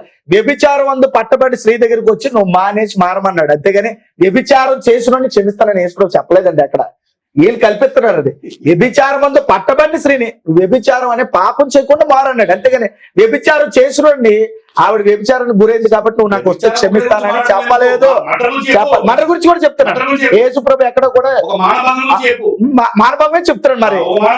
మరి ఇప్పుడు మానభంగం అదే చెప్తున్నాను. వ్యభిచారం చేసిన స్త్రీని విని మరి చెప్తున్నాడు. మానభంగం చేసిన ఎవరు కూడా యేసు ప్రభు జీవితంలో క్షమించినట్టు ఎక్కడ ఉండదు. చూసుకోండి బైబిల్లో. నరహత్య వినండి. పాపం అంటే ఏంటి చెప్పు? పాపానికి నేను చెబుతానని అనలేదు కదా అన్నాడా? ఇప్పుడు చెప్తాను. ఉండండి, అయిపోలేదు, మీరు వెళ్ళిపోవద్దు ముందుకి. ఇక్కడ నేను చెప్తాను. వీళ్ళు దేవుడు ఏమంటున్నారంటే, దేవుళ్ళు అని అంటున్నారు కాబట్టి మావాడు ఏం చేస్తాడంటే పాపం చేసిన వేసేస్తాడంట. అసలు వీళ్ళ దేవుళ్ళే రేపులు చేస్తే వీళ్ళని ఎవరు శిక్షించాలి? నీకు ఒక విషయం అడుగుతాను. విష్ణు అనే ఆయన డైరెక్ట్ గా వెళ్ళి ఒక పాపం కాదా? పరస్త్రీని మోహించి వ్యభిచారం చేస్తే పాపం కాదా? మనిషి చేస్తే పాపం అయినప్పుడు దేవుడు చేసినట్టు ఏమనాలి? ఒక తులసి అనే ఆవిడ్ని ఆగండి మీరు మారు రూపంలోకి వెళ్ళి ఆవిడ రేపు చేస్తాడు. మరి విష్ణుని ఏ జైలు వేయాలి చెప్పాలి మీరు. ఏ జైలు వేయాలంట? కృష్ణుడు అన్నారు సాక్షాత్తు. మరి కృష్ణుడు అంటున్నారు కదా, మరి ఆయన ఏం రేపు చేయలేదా?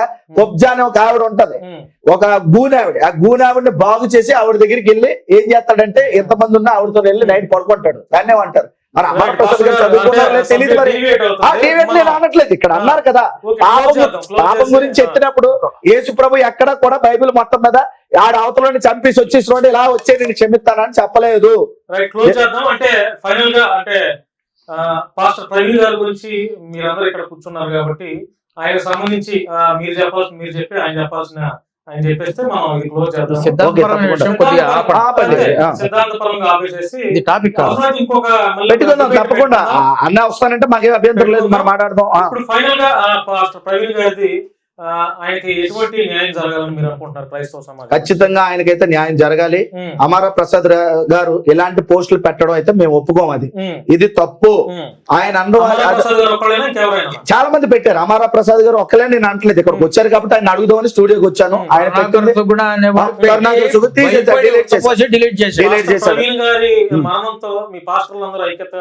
ఖచ్చితంగా ఐక్యత వచ్చింది. మరణం కాదండి, ముందు నుంచి ఐక్యతలో ఉన్నారు అందరూ. కాకపోతే బయటకు ఎవరు రాలేదు.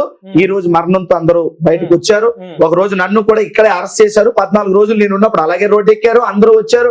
ఎక్కడైతే అన్యాయం జరుగుతుందో అందరూ కలుస్తారు, వస్తారు. క్రైస్తవి ఏమి వ్యతిరేకం అయిపోలేదు, విడిపోలేదు, అందరూ కలిసికట్టుగానే ఉన్నారు. అయితే ప్రవీణ్ గారి మరణాన్ని మేమందరూ కూడా తీవ్రంగా ఖండిస్తున్నాం. అదైతే మాత్రం యాక్సిడెంట్ అయితే కాదు, అదైతే ప్రీ ప్లానెడ్ మర్డర్. దీని మీద ఖచ్చితంగా ఎంక్వైరీ జరగాలి. 2 తెలుగు రాష్ట్రాల్లో ఉన్నటువంటి ముఖ్యమంత్రులు గాని, ఇక్కడ ఉన్న నాయకులు గాని, అధికారులు గాని సహకరించాలి. ఒకవేళ వీలైతే ఏం జరిగింది అన్నది వాళ్ళు ఏ రూపంలోనైనా మరి ఎంక్వైరీ జరిగించాలి. తప్పకుండా న్యాయం చెయ్యాలి. ఒకవేళ పోలీసు వారు ఇది యాక్సిడెంట్ అని నిర్ధారణ చేస్తే మీ యొక్క కార్యాచరణ ఎట్లా ఉంటుంది? ఖచ్చితంగా పెద్దల సమక్షంలో ముందుకెళ్తాం. తమ్ముడు ఆ విషయంలో ఉన్నాడు కాబట్టి మాట్లాడతాడు. చెప్పనా? ముందుకెళ్ళటమే కాదు, దీనికి సంబంధించినటువంటి పూర్తి పూర్వపరాలు ఇంకా ఎవిడెన్స్లు మా దగ్గర ఉన్నాయి. ఎందుకనంటే పోలీస్కి ఆ ఎవిడెన్స్ చూపించడానికి కూడా ఒక రకమైనటువంటి వాళ్ళ మీద నమ్మకం లేకపోవడం. ఎందుకనంటే పూర్తి స్థాయిలో అది మర్డర్, అది మాకు తెలుసు.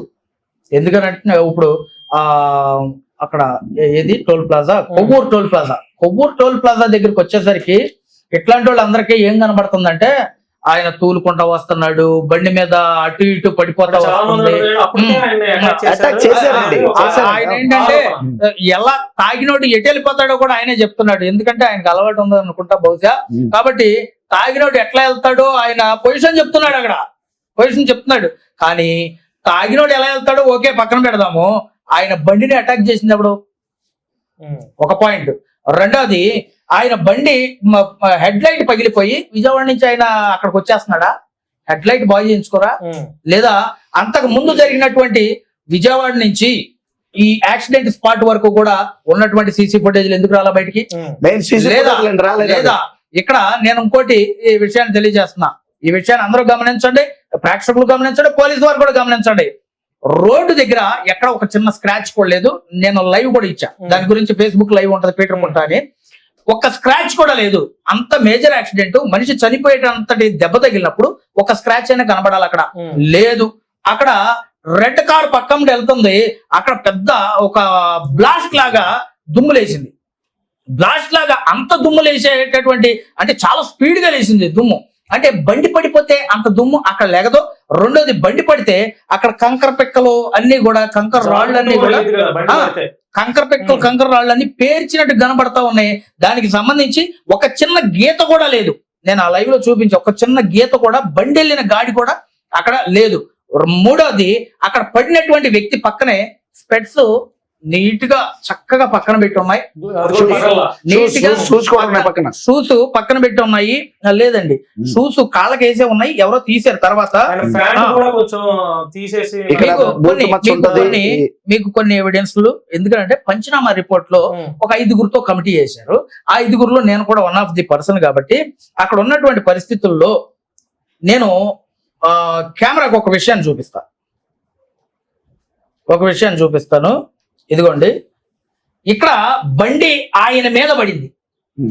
వాస్తవానికి ఈ హైట్ లో ఉన్నటువంటి రోడ్డు, డౌన్ లో ఉన్నటువంటి ఆ బోధి ప్లేస్ లో ఒకవేళ బండి ఆ స్పీడ్ లో కొడితే ఇంచుమించు ఎంత దూరం పడద్దో మనం గమనించవచ్చు. కానీ అక్కడ పడినటువంటి బండి ఎగ్జాక్ట్ గా ఆయన ముందు పడిపోయి ఇలా ఎల్లకిలా పడిపోతే ఆ బండి ఆయన మీద పడింది. ఆయన మీద పడితే ఇప్పుడు ఆ కళ్ళజోడు ఏమై ఉంటుంది అంటారు? అది పగిలిపోవాలా. కానీ కళ్ళజోడు పక్కనే నీట్ గా ఫ్రెష్ గా పెట్టుంది. రెండోది బండి ఆ ప్లేస్ లో అక్కడ ఉన్న చంపేసి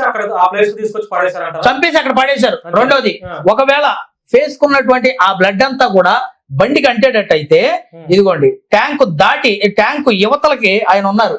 ట్యాంక్ మీద ఎందుకుందండి? ట్యాంక్ మీద ఉన్నటువంటి బ్లడ్ కూడా పూర్తి స్థాయిలో చిందినట్లుగా కనబడతా ఉంది. సరే, ట్యాంక్ మీద ఉన్నటువంటి బ్లడ్ ఇక్కడ సేఫ్ గార్డ్ మీద, సేఫ్ గార్డ్ కి ముద్దలుగా శుద్ధలుగా అంటుకొని ఉంది. మరి ట్యాంక్ మీదకి సేఫ్ గార్డ్ కి ఎంత డిస్టెన్స్ ఉంటుంది? మినిమం 1.5 feet ఉంటుంది. 1.5 feet ఉంటుంది. మరి తర్వాత ఏమైనా మరలా జరిగింది యాక్సిడెంట్. ఈ విషయాలు కూడా పక్కన పెడితే, ఒకవేళ అక్కడ అతను పడిపోయి ఉన్నప్పుడు, అక్కడ పడిపోయి ఉన్నప్పుడు ఒకవేళ ఎదురుగా పడ్డాడు అనుకుందాము. ముందుగా ఒకవేళ దెబ్బ ఇలా తగలాలి అని అంటే ఏ ప్లేస్ లో తగులుద్ది చెప్పండి? ముందు భాగంలో నుదురు తగులుద్ది. ఇదంతా ముందు ఏ మనిషి అయినా సరే వెయిట్ ని బట్టి నుదురుకు తగలాలా, లేదు ఇంకా ముందుకుంది కాబట్టి ముక్కు పగిలిపోవాలా. కానీ ఎగ్జాక్ట్ గా వీడియోస్ లో ఒక్కొక్కడు ఒక్కొక్క ఎదవ మాట్లాడి ఫాస్టర్ గారిని కామెంట్ చేసినటువంటి విషయాల్లో నీ మూతి పగలగొడతాం, నీ నాలుగు కోస్తాం, నీ నోరు పగిలిపోద్ది, ఇలాంటి మాటలని దృష్టిలో పెట్టుకొని ఈ సమయంలో షమీ గారికి ఆయన మీద ఆరోపణలు వచ్చినాయి కాబట్టి ఒకసారి కాల్ చేద్దాం. ఆయన ఒకసారి, ఎందుకంటే ఒక్క నిమిషం చేయండి, ఇది కంటిన్యూ అవునండి. కరెక్ట్ గా ఈ ఒక్క ప్లేసే పగిలిపోవటానికి గల కారణం ఏంటి? ఈ ఒక్క ప్లేసే పగిలిపోవడానికి గల బండి మొత్తం మీద పడిపోయింది. బండి మొత్తం మీద పడినప్పుడు కనీసం ఎన్ని బండి పడిందంటే, చిన్న సైకిల్ పడితేనే మొత్తం చీరుకుపోతాయి. అలాంటిది రాయల్ ఎన్ఫీల్డ్ ఇంచుమించుగా 150 నుంచి 200 కిలోలు వెయిట్ తో ఉన్నటువంటి వెహికల్ పడినప్పుడు ఇంకా ఎన్ని గాయాలు అవ్వాలి? రెండవది, అంత వెహికల్ పడి ఆ పైన నుంచి అంత దూరం నుంచి పడినటువంటి వ్యక్తికి తల పగిలిపోవాలి. కానీ వెనకాల ఒక్క ఫ్రాక్చర్ కూడా లేదు అతనికి. వెనక భాగంలో ఒక్క ఫ్రాక్చర్ కూడా లేదు. అతను ఫ్రాక్చర్ లో ఒకటే చెప్తున్నా నేను, కాలు దగ్గర ఒక్క ఫ్రాక్చర్ కూడా లేదు. రెండోది, ఇదిగోండి ఈ ఫోటోలో సైలెన్సర్ ఎక్కడ ఉందండి? సైలెన్సర్ ఎగ్జాక్ట్ గా ఈ ప్లేస్ లో ఉంది. కానీ ఈయనకి సైలెన్సర్ ఖాళీ ప్లేస్ ఏదో తెలుసా? పంచనామా రిపోర్ట్ లో మేము సాక్ష్యాలుగా మేము ఉన్నాం కాబట్టి అక్కడ పంచనామాలో ఇక్కడ సైలెన్సర్ ఆనవాళ్ళు పడింది. మరి ఇక్కడ సైలెన్సర్ ఎక్కడ ఉంది చూడండి. కావాలంటే పంచనామా రిపోర్ట్ ఉంటది కదా, పంచనామా రిపోర్ట్ లో కరెక్ట్ ఇక్కడ ఉంటది. మోకాలకి కింద భాగంలో 8 అంగుళాల సైలెన్సర్. మీరు క్రైస్తవ సమాజం అవ్వచ్చు, మీరు అవ్వచ్చు, టోటల్ గా అందరు పాస్టర్స్ ఇది మర్డరే, పూర్తి స్థాయిలో మర్డర్ అండి. Highly influenced murder. దానికి ముందు 2 రోజుల ముందు రాధామనోహర్ గారు అక్కడ గస్తీ చేశాడు ఆ ప్రాంతాల్లో. దాని మీద కేసులు ఫైల్ అయినాయి. తెల్లారి పొద్దునే రాజమండ్రి పాస్టర్స్ అందరూ కూడా పిటిషన్ ఇచ్చి కేసులు ఫైల్ చేశారు. నెక్స్ట్ డే కడియం అనే ప్రాంతాల్లో, ఆ చుట్టుపక్కల ప్రాంతాల్లో కరుణాకర్ సుగుణ అనేవాడు అక్కడ మీటింగ్స్ కండక్ట్ చేయించాడు ప్రజలతో. అప్పటి వరకు కమిటీలు ఈ మీటింగ్స్, సమన్వయ మీటింగ్స్ లేనివి ఆ 2 రోజులు ముందు, లేకపోతే ఆ ముందు రోజు యాక్సిడెంట్ కి ముందు రోజు, ఆ ఇన్సిడెంట్ కి ముందు రోజు అక్కడ మీటింగ్స్ పెట్టడానికి గల కారణం ఏంటి? వీటి మీద దర్యాప్తు చేయరా పోలీసులు? అక్కడ ఉన్నటువంటి పొజిషన్ లో వాళ్ళు ఊరికే హైలీ ఇన్ఫ్లుయెన్స్ అందరికీ తెలుసు అండి, అది అందరికీ తెలుసు. ఒకవేళ పోలీసులే గనక అది కాదు అని అంటే నయారా పెట్రోల్ బంక్ కు సంబంధించి 3 సీసీ కెమెరాలు తీయాలిగా. 3 సీసీ కెమెరాలు ఎందుకు చూపించడం? ఒక సీసీ కెమెరా ఎందుకు చూపిస్తున్నాడు? నేను చెప్పేది ఏంటంటే, అక్కడ పోలీసులు చూపించినటువంటి సీసీ కెమెరా ఫుటేజ్ అక్కడది కాదు. దుమ్ము లేసేటటువంటి పరిస్థితుల్లో అక్కడ ఏ వాతావరణం లేదు, అంత రాళ్లతో ఉన్నటువంటి వాతావరణం. అక్కడ మట్టి లేదు. మట్టో దుమ్ము ఉంటే, ఇసుక ఉంటే దుమ్ము లేచింది అనుకోవచ్చు. మొత్తం పూర్తి స్థాయిలో రాళ్లతో కప్పబడినటువంటి ప్రదేశము. దుమ్ము లేచిన తర్వాత అక్కడ ఎవరైనా వెళ్తారు చూడలేదండి? ఏం చెప్పారు తెలిసి అక్కడ పోలీసులు వెళ్తే, ఇది యాక్సిడెంట్, మేము అడగకముందే ఇది యాక్సిడెంట్ అండి, దుమ్ము లేచింది, ఆయన యొక్క దురదృష్టం ఏంటంటే అటు నుంచి వెహికల్స్ రాలేదన్నారు. పక్క నుంచి వెహికల్స్ పెట్రోల్ బంక్ కి ఆపోజిట్ లో కరెక్ట్ గా ఒక 100 feet ఉంటదండి పెట్రోల్ బంక్ యాక్సిడెంట్ ప్లేస్. ఇంచుమించుగా ఒక 10 మంది అన్న పనిచేస్తారు కదా పెట్రోల్ బంక్ లో. చూస్తారు, స్టాఫ్ 10 మంది అన్న పనిచేస్తారు కదా. కానీ ఆ నైట్ ఇంచుమించు 11:30కి 11:40కి సీసీ ఫుటేజ్ చూపించారు యాక్సిడెంట్.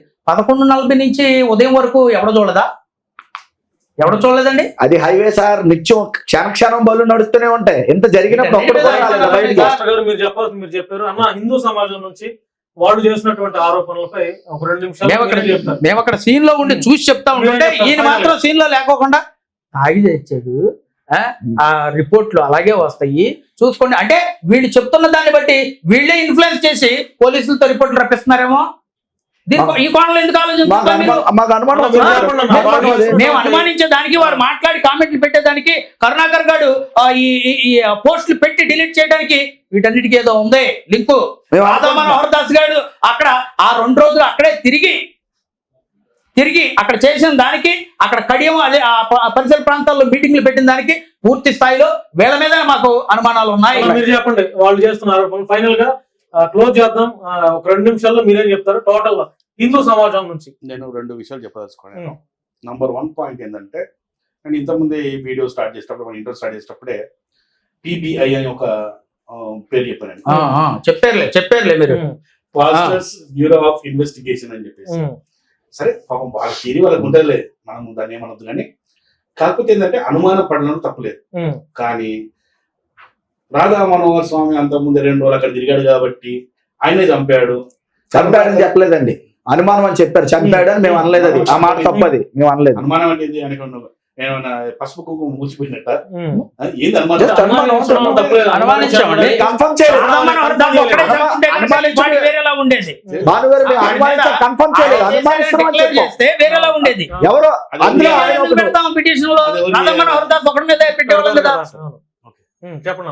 ఏంటంటే, ఈ PBI pastors bureau of investigation ఎట్లుందంటే, వాళ్ళ తీరులు ఇష్టం వచ్చిన తీరు చెప్తారు. ఆడ ఉన్న పోలీసులకు కూడా ఏం తెలియదు పాపం, వాళ్ళు ఏం కేసులు చేయలేదు. వీళ్ళ తీరులు చెప్తుంటే మనం వినాల్సిందే. ఇప్పుడు అదే నడిచింది కదా, నేను కూడా విన్నా. పాయింట్ ఏంటంటే, సరే ఏదన్నా ఉంటే చెప్పడంలో తప్పు లేదు. ఆ పోలీసులకు వాళ్ళకు ఇస్తే వాళ్ళు ఇన్వెస్టిగేషన్ చేస్తారు. చేసి ఎవరు తప్పు చేస్తే వాళ్ళని తీసుకొచ్చి లోపల కూర్చోబెడతారు, వాళ్ళకి పనిష్మెంట్ వస్తుంది. దానికి నో ప్రాబ్లం. ఇప్పుడు ఇంకోటి కూడా నేను ఏమన్నా అంటే, ఇప్పటిదాకా విన్నా కదా, గత 3 రోజులుగా వీళ్ళు ఇంత కష్టపడి అసలు వీళ్ళు ఎక్కడ ఉన్నారండి? ఈ ఇన్సిడెంట్ లో మొత్తం మీ కూడా హైజాక్ చేసింది. మొత్తం 25వ తారీఖు నుంచి ఇప్పుడు ఇక్కడ కూడా సికింద్రాబాద్ లో కూడా లైవ్ లో మాట్లాడితేనే వాళ్ళు ఉన్నారంటే అట్లా వాళ్ళు ఉన్నారు. ఎగ్జాక్ట్లీ నేను అనేది ఏంటంటే, అంటే వీళ్ళు పోయిన కోణం ఏదైతే ఉందో ఓకే, ఒక ప్రాపర్ గానే వెళ్ళారు వీళ్ళు. కానీ రెచ్చగొట్టే విధంగా, అంటే కొన్ని పేర్లు చెప్పుతూ వాళ్ళే చేశారు కానీ వాళ్ళు మాత్రం చేయలేదు. అయితే ప్రవీణ్ ని పగడాలని బెదిరించిన వాళ్ళు మాత్రం మనకు సంబంధం లేదు. నేను కూడా వాళ్ళు చేశానని చెప్పట్లేదు. నేను అది పోలీసులు నిర్ణయిస్తారు, మనం కాదు నిర్ణయించేది. ఎవరు చేశారు, ఎవరు తప్పు చేయలేదని. ఎవరైనా కూడా చేయలేదని చెప్తారు, నేను చేసినా చెప్తాడా? సో మనకు అది సంబంధం లేదు. అది ఎంక్వైరీ అనేది పోలీసు చేస్తారు. అంటే బెదిరించిన వాడికి ఏమో ఇది ఒకటి క్లీన్ చిట్ ఇచ్చేస్తున్నారు. అసలు ఏ సంబంధం లేని వాళ్ళకేమో వాడు చేసిండొచ్చు, వీడు చేసిండొచ్చు అని మా పేర్లతో మా ముందర బిరుదులు పెట్టి. అజయ్ పాస్టర్ గారు ఆయన ఏదో అన్నాడని మీరు కూడా తగ్గలేదు కదన్న. మీరు కూడా మీ స్థాయిలో, మీ కోణంలో మీరు కూడా నువ్వేరా బాబు టార్గెట్ అని బహిరంగంగానే మీరు కూడా ఏమంటున్నావు? ఎవరో అదే మీకున్నది ఏంటంటే మెచ్యూరిటీ లెవెల్స్ ఎందుకు ఇంత తక్కువ ఉంటే అనేది నాకు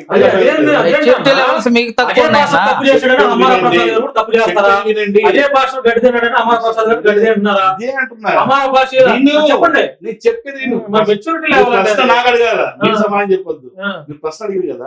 మీ మెచ్యూరిటీ లెవెల్ చాలా తక్కువ. ఎందుకంటే చెప్తున్నాను, కర్మ సిద్ధాంతం అని చెప్పేసి 2 ఉదాహరణలతో సహా చెప్పిన అదే కర్మ సిద్ధాంతంలో 3వ వ్యక్తి ఈయన కూడా అయి ఉండొచ్చు. ఈయనైతడో లేకుంటే నువ్వైతో, లేకుంటే ఆయనైతడో లేకుంటే నువ్వైతో, ఎవరైతే వాళ్ళ దృష్టిలో దేవుడు మరి మిమ్మల్ని కూడా తీసుకోవచ్చుగా. మీరు వాళ్ళకు వార్నింగ్ ఇస్తున్నారా? ఎవరు వాళ్ళ దృష్టిలో అవునబ్బా, ఇప్పుడు అంతే కదా. అదే చెప్తున్నాను, తప్పు చేస్తే పనిష్మెంట్ ఇయ్యి. కానీ వాళ్ళ దేవుడు అట్లా కాదు కదా. రేపు ఒక అమ్మాయిని రేపు చేసి పోయినా కూడా రెడీ ఉండి ఓపెన్ చేస్తుందా అవుతుందన్న. ఫైనల్ గా పాస్టర్ ప్రవీణ్ పగడాల గారి మరణం పైన హిందూ సమాజం మొత్తం నుంచి మీరేం చెప్తారు చెప్పండి, క్లోజ్ చేద్దాం. ఫస్ట్ నేను వీడియో స్టార్టింగ్ కూడా చెప్పిన, మానవత్వంగా మేము ఆయనకు సంఘీబంధం, దానికి సాక్ష్యం ఎదురుగా మనిషి ఆయన కూడా ఇప్పటికీ మేము అదే ఉంటాం. ఇట్లా సామరస్యంగా పోతే మేము కూడా మీకు ఎక్కడనే అవసరం ఉన్న దగ్గర మా సపోర్ట్ చేయమంటే 100% ఇస్తాం. అసలు ఫోన్ చేసి 25వ తారీఖు 6 గంటలకు నేను అడిగిన కూడా అదే, ఎక్కడ మా అవసరం వచ్చినా కూడా చెప్పండి. ఇప్పుడు 26వ తారీఖు మేము కూడా ఆ పోస్ట్ మార్టం దగ్గరకు వస్తున్నామని చెప్పినా లేదా? చెప్పారు. ఎగ్జాక్ట్లీ చెప్పారు. 10 గంటలకు కాదు, సాయంత్రం అని చెప్పి. ఆ సాయంత్రం వరకు మరి మేము చేసిన డ్రామా తక్కువ ఉన్నాయా? మరి ఏం డ్రామా చేస్తారు? ఎవరు డ్రామా చేశారు? మిమ్మల్ని ఏమన్నారు చెప్పండి, ఏం చేశారు చెప్పండి సార్. ఏం చేశారు మీకు సార్? ఒకటి మాత్రం భాను గారు, మా పాస్టర్లకి కానీ ఏమైనా హామీ తలపెడితే మాత్రం ఎవరిని వదిలేదండి. ఇది సీరియస్. ఇది మా పాస్టర్ల మీద ఎవరైనా దాడి చేస్తామని ఏం జరిగినా చేస్తే తప్పని మేమే చెప్తున్నాం కదా.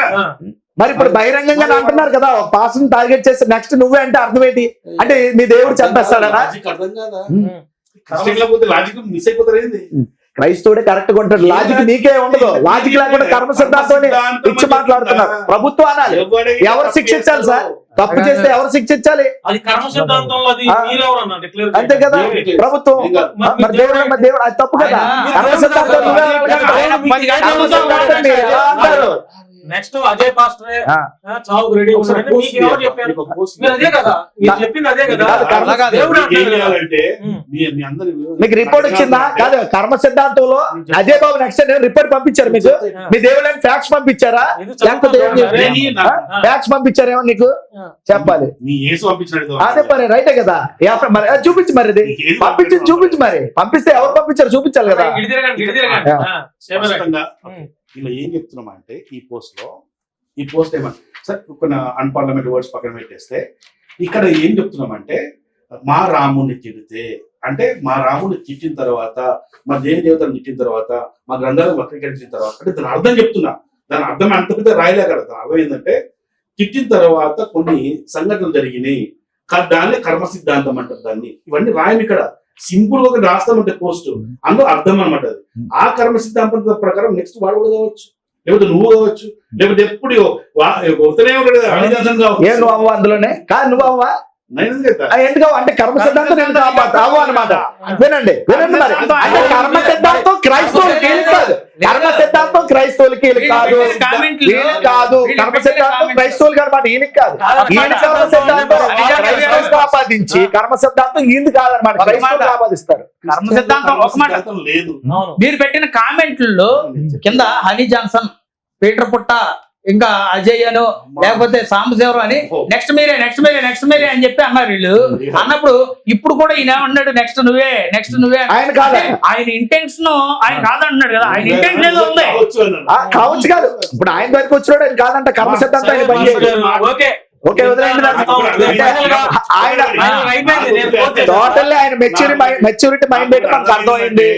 క్రిస్టియన్లతో మాట్లాడేటప్పుడు ముఖ్యంగా పిబిఐ పాస్టర్లతో మాట్లాడేటప్పుడు వీళ్ళకి మెచ్యూరిటీ లెవెల్స్ చాలా తక్కువ చెప్పి నాకు అర్థమైపోయింది. ఎందుకంటే ఇప్పుడు మెచ్యూరిటీ లెవెల్స్ ఎవరికి తక్కువ వాళ్ళందరూ చూస్తున్నారు. వాళ్ళు డిసైడ్ చేస్తారు.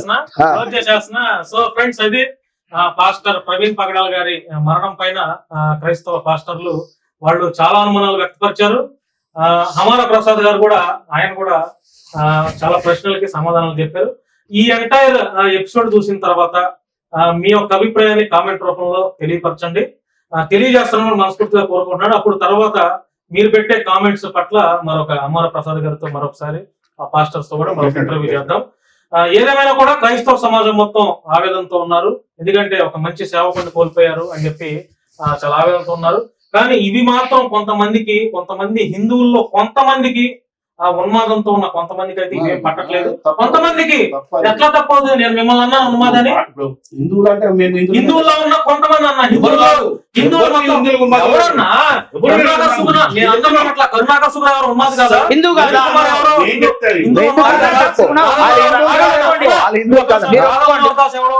ఉన్మాది కదా. ఆడ ఎక్స్క్రిప్షన్ ఆడ పొట్టోడు ఎవరో ఇప్పుడు చనిపోయిన ప్రవీణ్ ఉన్మాది కదా. ఉన్మాది కదా. దేశానికి ద్రోహి కదా.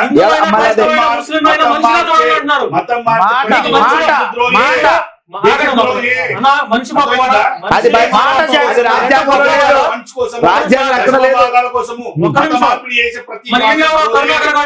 జీగుల్ పే పెట్టలేదా? గూగుల్ పే అన్నా ఒకటన్నా నేను కరెక్ట్ గా మాట్లాడుతున్నాను. నా అభిప్రాయం ఒకటన్నా. నేను ఎట్లా రాంగ్ అవుతాను? మత విద్వేషాలు రెచ్చగొడుతున్నారు. ఇది సెక్యులర్ దేశంగా ఉన్నటువంటి భారతదేశంలో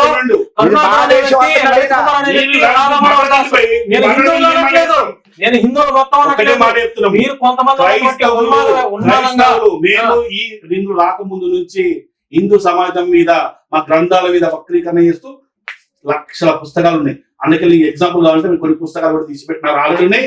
నెక్స్ట్ టైం వచ్చినప్పుడు చెప్తే నేను తీసుకొని చూపిస్తా. మేము రాకముందు నుంచి అంటే ఎప్పటి నుంచి మీరు చేస్తున్నది ఇవన్నీ ఖచ్చితంగా మేము అడ్డుకుంటాం. మేము ప్రశ్న మీరు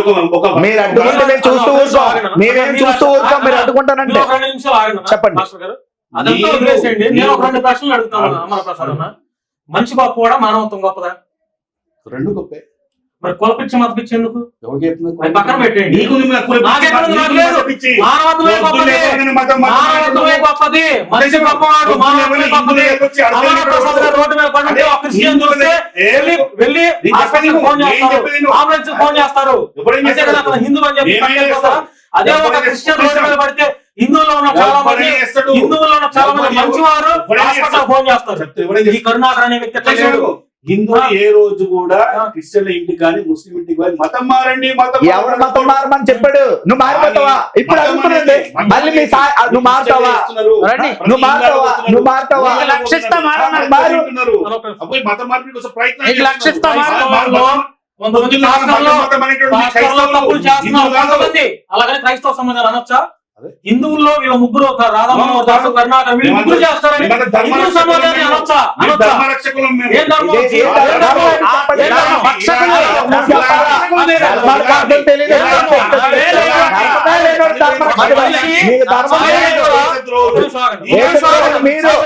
మీరు దేశద్రోహి. చెప్పండి. ఒక మనిషి చావును కూడా అపహాస్యం చేస్తూ వ్యంగ్యంగా పోస్టులు పెట్టడం అది హిందూ ధర్మం గొప్పతనమా? అంటే సనాతన ధర్మం గొప్పతనమా? చనిపోయిన వాడు కూడా గౌరవిస్తారు. చనిపోయిన వాడు కూడా గౌరవించాలి. అది హిందూ అయినా ముస్లిం అయినా క్రైస్తవుడైనా. మరి వ్యంగ్యంగా పోస్టులు పెట్టడం ఏంటి? తప్పదాగి ధైర్యం చేయడం ఏంటి? అవేవో ఒక అమ్మాయి ఇష్టం వచ్చినట్టు మాట్లాడతాం ఏంటి? నువ్వు చెప్పు. ఎవరు కాదండి, మీరు ఎవరు రాజకీయం చేశారు? ఎవరు ఓట్లు అడుక్కున్నారు? చెప్పండి. చెప్పండి. చావును పట్టుకొని రాజకీయం అది ఏ రాజకీయ, ఏ పార్టీ? ఒక చావును పట్టుకొని రాజకీయం చేస్తూ మీరు లీగల్ గా వెళ్ళాలంటే వెళ్ళొచ్చు. ఒక రాజకీయంగా మీరు వాడు చంపిండు వీడు చంపిండు ఎవడే ఆయన చెప్పింది? ఎవడు చెప్పిండు? మీరు చంపిన చూసినావా? తాగడం చూసావా? చూసావా? మాకేం అవసరము అని చనిపోతే మాకేంది అని ఏమైతే మాకేం చేసేది? రాజకీయం చేసింది ఎవడో చెప్పు.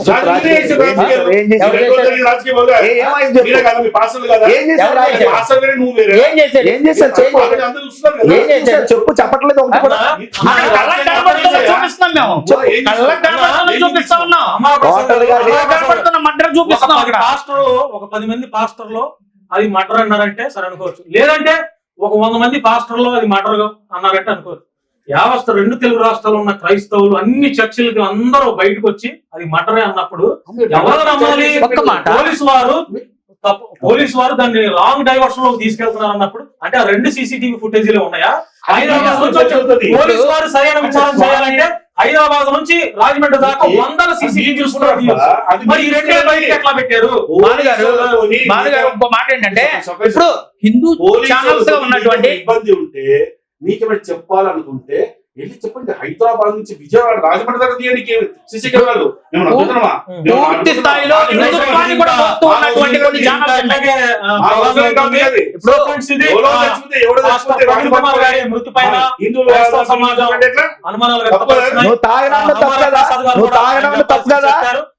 ఈ వీడియో చూసిన తర్వాత మీ యొక్క అభిప్రాయాన్ని తెలియజేస్తున్నా మనస్ఫూర్తిగా కోరుకుంటున్నాను. ధన్యవాదాలు.